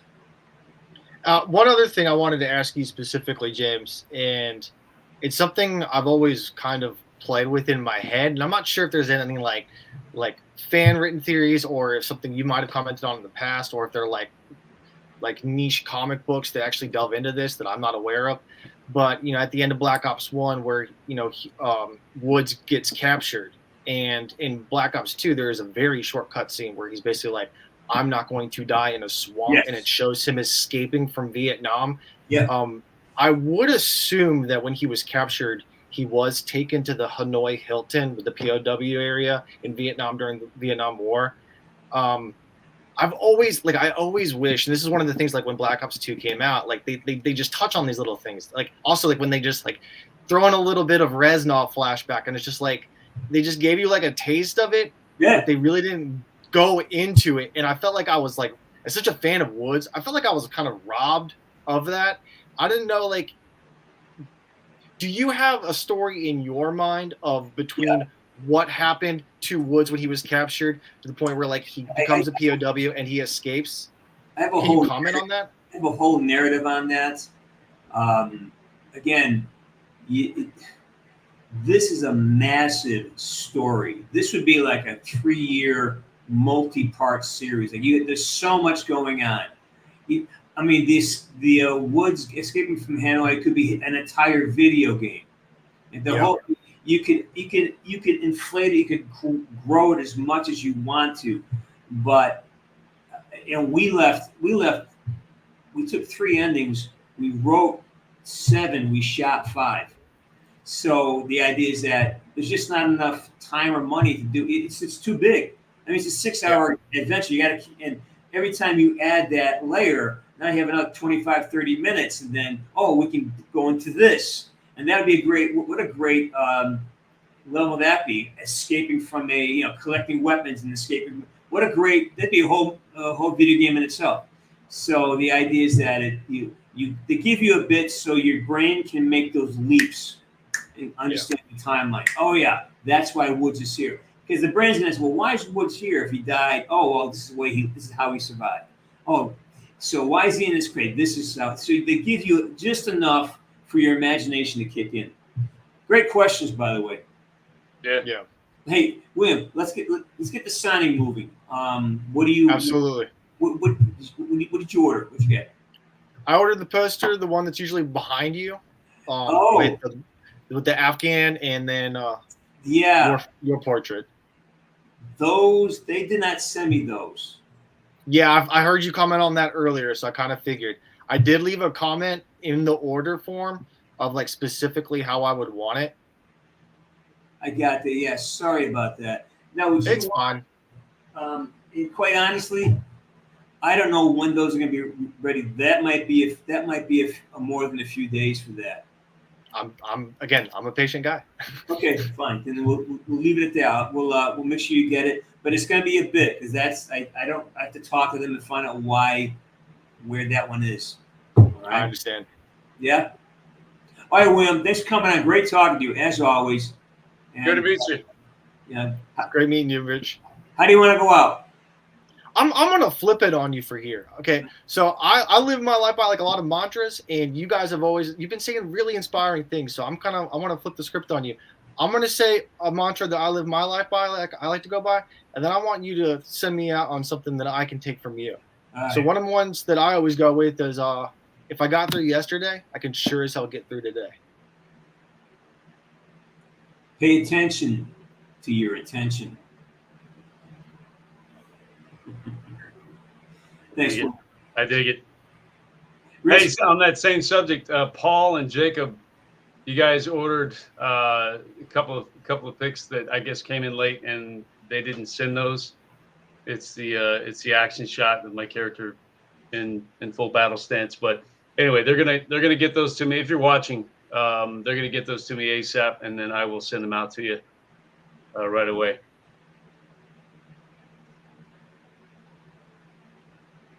Okay, so who else? I've got a lot of these to do. Who's up? Who's there? Is Logan there? Devin. We have a lot of folks here. Alex Martinez, Travis, Kinsey, Patrick, Lewis, Bodie, Chris, Colby, Zane, Rise, Hunter. Where are you guys? You have one? Is that for Rich? Cyrus.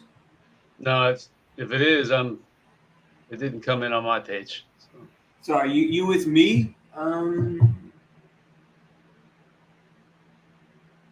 this is Paul Conley. Rich, that's Okay, cool, awesome. Yeah. No, it was a great shot, and so I was hoping they sent it, but it didn't show up. So we'll get it out to you. all right. Cyrus, how you doing? Hi. How are you? Good, how are you? You are the most flowery, colorful one. You have the best background of all. Look at the flowers and the colors. It's great. Yeah, I have like my whole like fairy like pixie room. Like it's worse if you go out from like underneath my little loft here. Rich has daughters. I'm sure he understands. Oh yeah, no, we've gone full fairy, so I'm with you. Yeah, So this Connie, what do you got? What can I do for you here? Do you have something? You're here to pick up a poster? You're here to get a signing? You're just saying hi? A signing for let's see, order number. It was last four digits are 6041, and it was for my brother Logan. I'm on it right now. Nice. It's one of these, right? Yep. What do you want me to say to Logan? Oh gosh, I don't even know. Like I could like yell at him, but like to like come in. But what would he like? I really like the quote, looks don't count for shit in Nam. I love it. That's a good one. Yeah. And I was gonna ask you, am I allowed to ask questions? Like I like Jordan went off, like we're buddies. Yeah. Yeah, I saw a lot of your interviews of you pretty much like explaining how you like are Woods, like you made him character like beat for beat everything.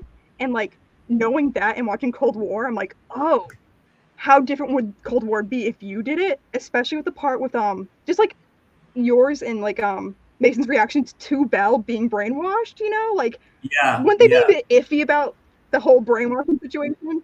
Yeah. Like that's what I think. Yeah, there's the whole Cold War thing is interesting. I have zero regrets, zero resentment. I have nothing but gratitude to Activision. They let me build a character. The testament is you're sitting here right now, and to allow me to build that on my chassis, and that's a privilege. So I have nothing but love for these guys. I just wish they had reached out to me and asked if they weren't going to give me say, here, can you help us with this? Because we know you've done this for 15 years and you wrote this. Can you help us make this better? And I think I could have helped the narrative because I had all this connective tissue, as I put it, of and so many of these scenes that they wrote, you could easily have thrown back to something, thrown back to a scene from Black Ops 1, or pitched it forward to explain something in Black Ops 2. If all this opportunity, and I think they didn't capitalize because they just didn't know it existed. Right? Yeah, it's like shotgun thinking. Yeah. So the only regret the only thing I have, like, I wish I could have helped. I wish I could have been there to really, hey, we can do this. Instead of saying the onion, we can talk about Weaver. I did a whole onion thing. You see that down below? Definitely. Yeah. So that's what I'm saying. We could have really molded it to really serve the story and serve the community a little bit better than it did. Definitely. Because I think there could have been definitely more kind of character moments with the two of them in there. Yeah. Well, again, but like, it's they tough. did what they did, fine. I still love Cold War. It's still my favorite COD game, I have to admit. Like, you got to go easy on that guy because he I stepped on. I don't blame him at all. Like, He stepped on a moving train. The train was going 90 miles. He stepped on it, and like that momentum. And wow, that's that's the thing, and that's we know this. Well, what do you want? Well, what do you do, Clowny? I'm an artist too. I just got my bachelor's in illustration, so I'm like part of the little art squad here. Artists everywhere here. This is amazing. Yeah. Well, I found your I found your YouTube account the other day, and I'm like, oh, you're doing a live stream, and then tweeted about it, and then everyone else joined in. So I'm like, hey guys. So now we're all here. I love that. I love that we're attracting artists. I love that, Rich. Definitely. Yeah. I almost went into that. I graduated with an IT degree on the business side of things, but before I decided to take that track, I was thinking very, very hard about digital animation and digital artistry, because the university I went to had a great school for that. And there's many times where I actually have a small regret that I didn't, because I really I'm in awe of what you guys do on every level. Every piece of it, every piece of the pie is amazing to me. So kudos to you. Well, thank you. My art skills are so bad. I can't draw blinds. I mean, that's So what should I put on this? What do you want? This is baby. Yeah, that'd be good. Here in the negative space. What's he? All right. Like he's saying it right out of his mouth. This is number 66. Hey, James, I got to jump, but listen, it was very nice to meet you, Cyrus, and County. What do you go by? Me, I go by. What's that? What'd you say? I said, which one do you go by, Cyrus or Clowny? It's kind of interchangeable. Like everyone calls me Clowny online, but like Cyrus is my name. Yeah, no, okay. Like I've lost Cyrus to the winds to Clowny. Some their online names to the real ones. So that's a call sign if you want to call it that. Yeah. Rich, let me get her signed in, and then we'll say our goodbyes real quick. All right. Got it. Uh-huh. Yeah.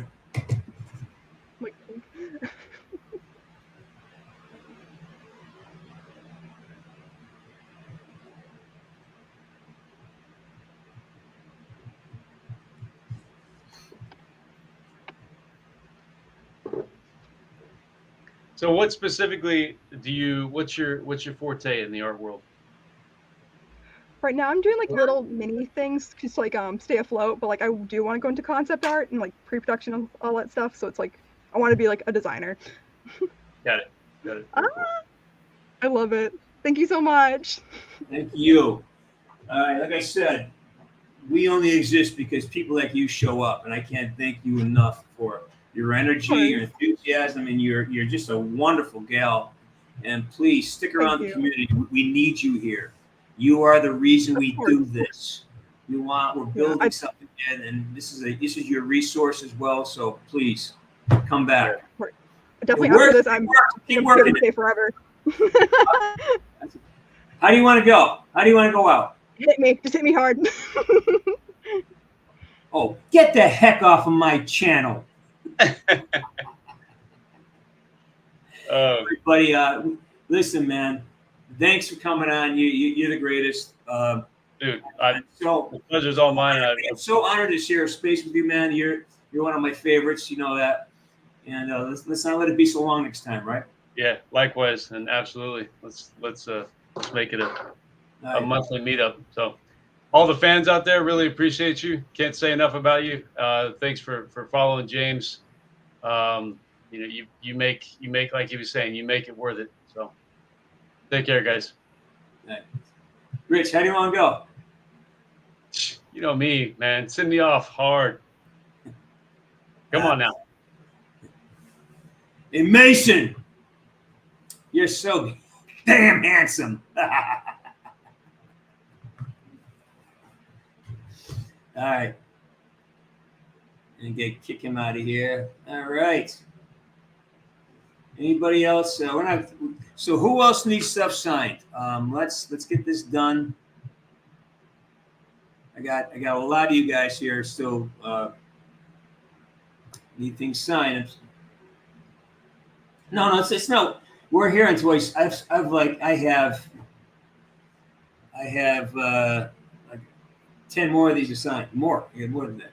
So all right. Oh, God damn it. Tornado. What are you doing, man? I heard you screaming. Hey, Cody, how you doing, man? Howdy. Good. How are you, James? Good. Man, it's having a day. It's a good day here. I love having Rich on, and I mean, you said that was homecoming. We haven't been in a group since we left the set, so that was a big deal. And there's a great men. These are really all good men. These are good men. Like a 1,000 years of experience between all four of you guys, eh? 1,000? I don't know, but that's just me. I'm that old. Oh, well, how's your summer been? How's things? Is it as hot? Amazing. Hey, Aaron Sauce, why don't you jump? Here's the link. Jump on. Tell me what you want. Aaron Sauce. Put a link in there. There you go. The summer is about changing a bunch of things. A lot of new directions. A lot of trying to do things differently from a place of I'm doing things differently. That's all. I'm more about taking my hands off the wheel and kind of letting things happen as opposed to trying to force shit to do what I want it to do. Absolutely. Yeah. So give me a second. I gotta check something here. Hang on.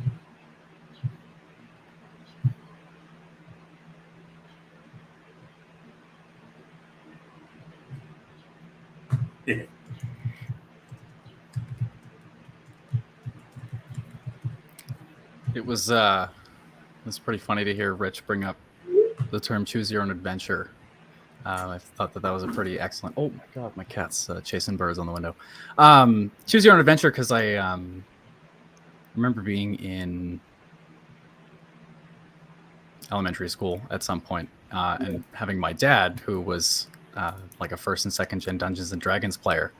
Forgot it. That's great stuff. The creme de la creme. And I remember him telling me about Choose Your Own Adventure books, and I had needed to take a book out for whatever class. And yeah, there was a couple in the library of just different fantasy stories and stuff like that. And it's wild. Like hearing him bring that term up was interesting because it kind of brought back a lot of core memories of like, there's nothing like the books of like Choose Your Own Adventure books and like holding something like tangible and mechanical like that in your hand, and then like if you want to stop, you put your bookmark in and close. I mean, that was a big deal with us with Blackjacks too. How do you give people consequence? Because without consequence, without making decisions, how do you grow? How do you make if you don't have a result from a consequence, good or bad, how do you grow? How do you possibly grow from anything? Yeah, that's a great point. All right, does anyone else need something signed? Aaron's mace. What do you want on it, man? I think a lot of you guys have things. I sign it, but I want to make sure you get what you asked for. So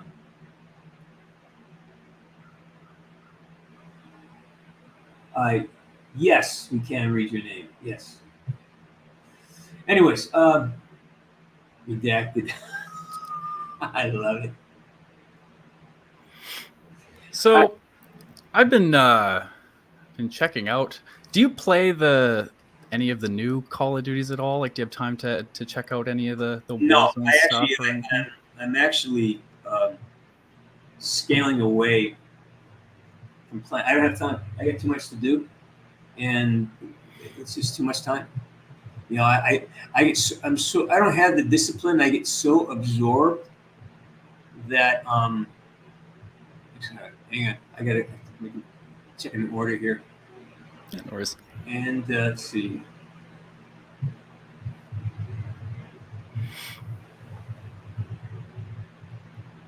Oh, gotcha. All right. Cody, I'm gonna put you off to the side for a second.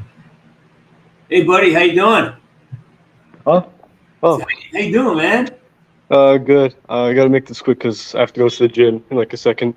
All right. So, what do you want on this? Can you put Ready to Make History, like when they were in Cuba to kill Castro? Yep.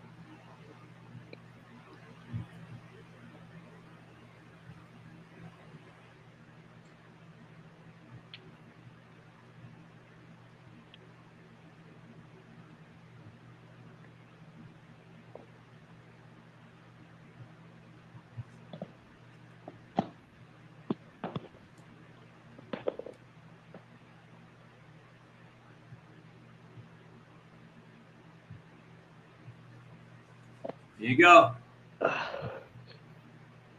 That's perfect, man. Thank you, man. It's an honor to meet you. I've been playing since I was like 6, and I never got to play multiplayer when I was young. So I was just stuck with seeing you and Mason. I was stuck with seeing you. Yeah, I was stuck with seeing you and Mason. Yeah, I know. You're awesome, dude. You are freaking awesome. Thank you, man. I wish I could have seen Rich, but He was great. Well, you had Rich, you had the cast and the director of SEAL Patrol too, and go watch the show. Is great. Those guys are amazing. It's an fun, amazing show. So. Yeah. All right, well, I have to go now. Or there's Mom. All right, take care. Bye bye. All right.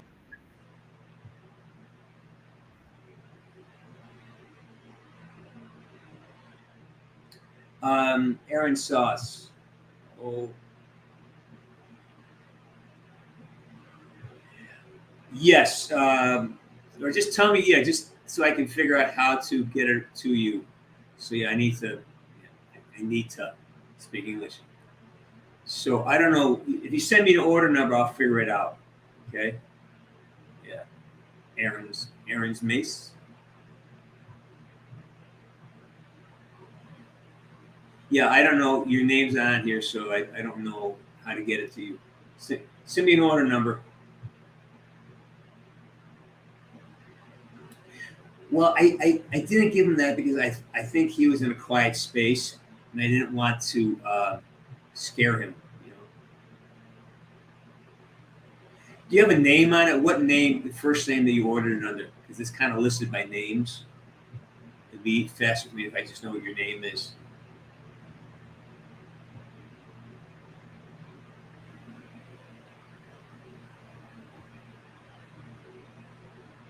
Oh, okay. I got you, Rise. Get a rise out of that.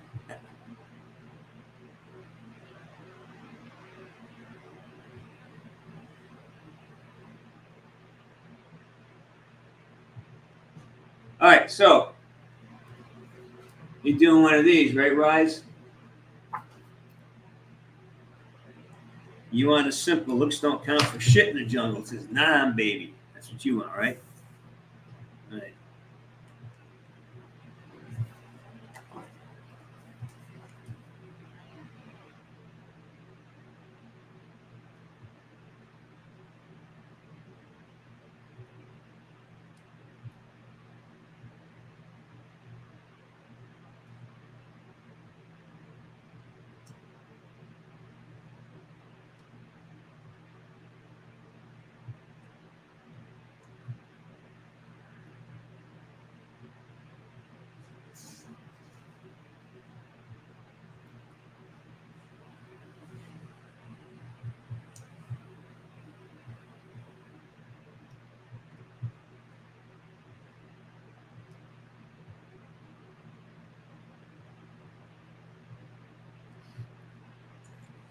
All right, here you go, buddy. Aaron's mace. There you are, right there.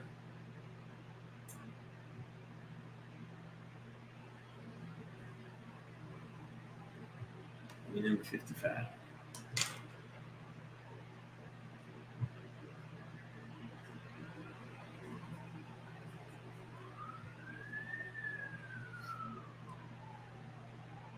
All right.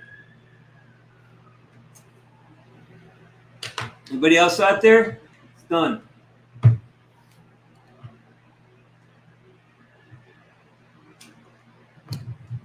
Let's mark this one complete.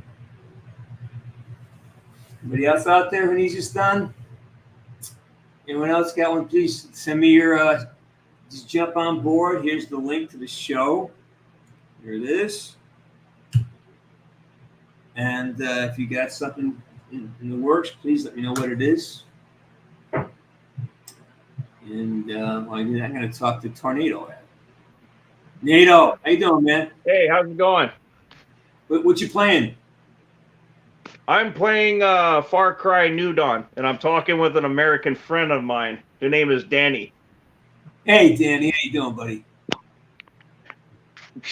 I'm talking to Burns, Danny. Yeah, hold the phone there. Yeah, I was just shooting the shit. I didn't realize that my feed was still going there for a moment. Oh, dude, I thought I had it turned off. We're catching some good stuff, man. Swearing and yelling and shit. It's great. It's great. What, you actually heard that? Yeah, it's great. I switched it off immediately, but we caught you getting pissed off a little bit. So either you're killing the cat or playing the game. So just playing a game, just shooting the shit. Because I'm just enjoying. Well, I wanted to mention earlier, I'm on my 2 weeks off, so I'm just enjoying it as it goes. Good for you, man. Well earned. Well earned. All right, let me go back to signing this stuff. I'll talk to you later. All right. Hey, that's fine. I'll keep it rolling then for your entertainment, I guess. It's the least I can do since I contribute to you, right? Oh, dude. Thank you for all that. Appreciate it. All right, no worries.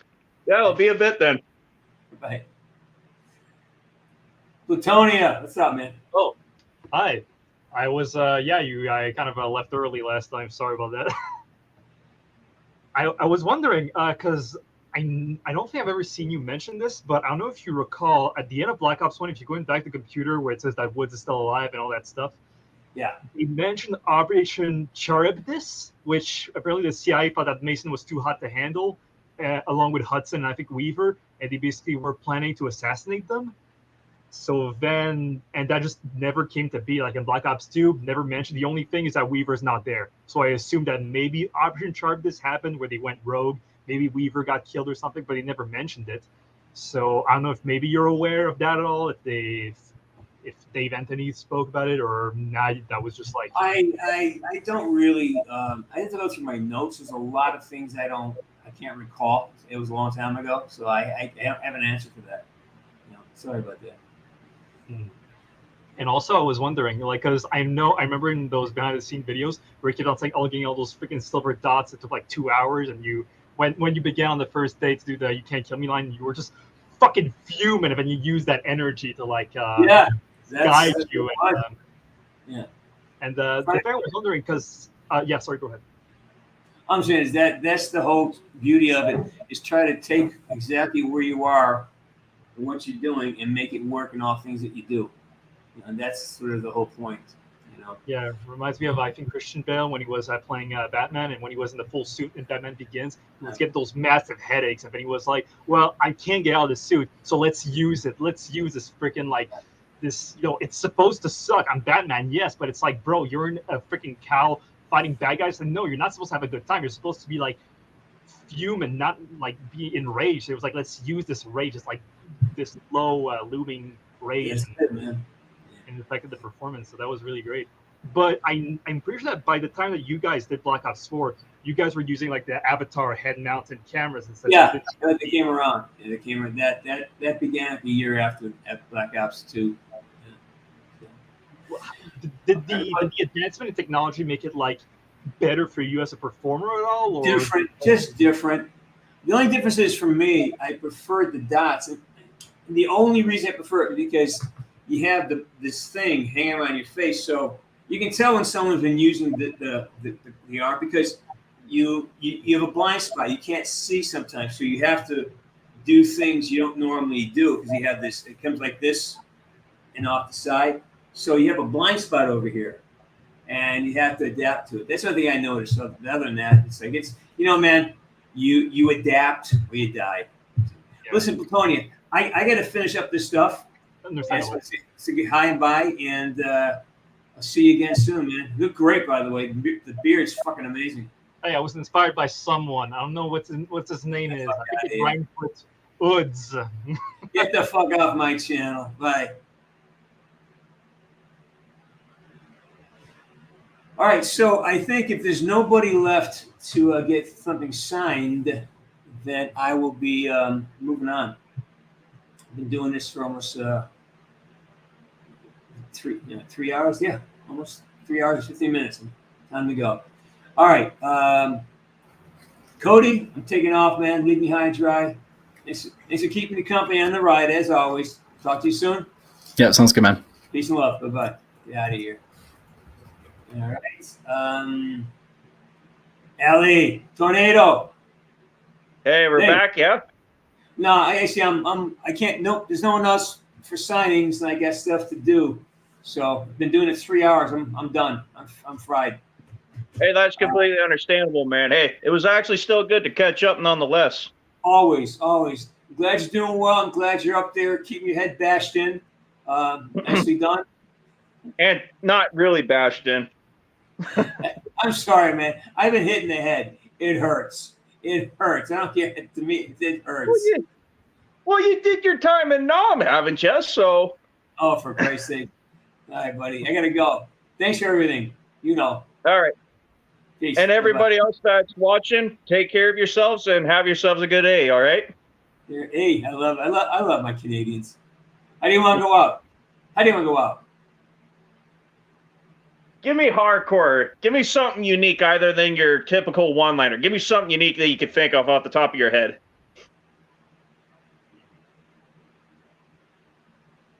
You see that dust off? You're going to fucking take it. There you go. He's gone. All right.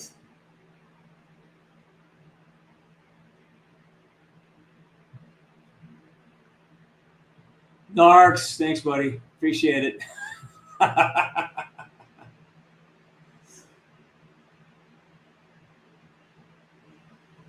Thanks, Miku. Growing man. Yeah, that's a good life. I appreciate it. All right, if there's anyone out there who still needs something signed, let me know right now. Right now, come on, 'cause I want to get this done for you. I know we got sidetracked. A few things. Liz Gal, always, baby. Yeah. Shuni, nice. And Liz Gal, thanks for taking in our new artist friends. You're a big part of this community for the creative and for the gals. So thanks for being here. You got it, Austin. Yeah, I'm glad you guys should know Rich McDonald. He is just an amazing dude. Yep, 3 hours of fun. All right. Is there anyone else out there who needs their stuff signed?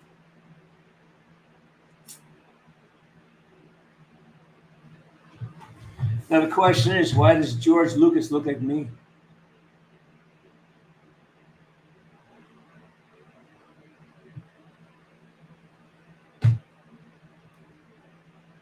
All right, that's it. We're done. Thank you so much for showing up. That was a great show. I had a blast. Thank you for being here. Yeah, again, is anyone out there got a poster from Streamly they want signed? This is what this is for. All right. All right.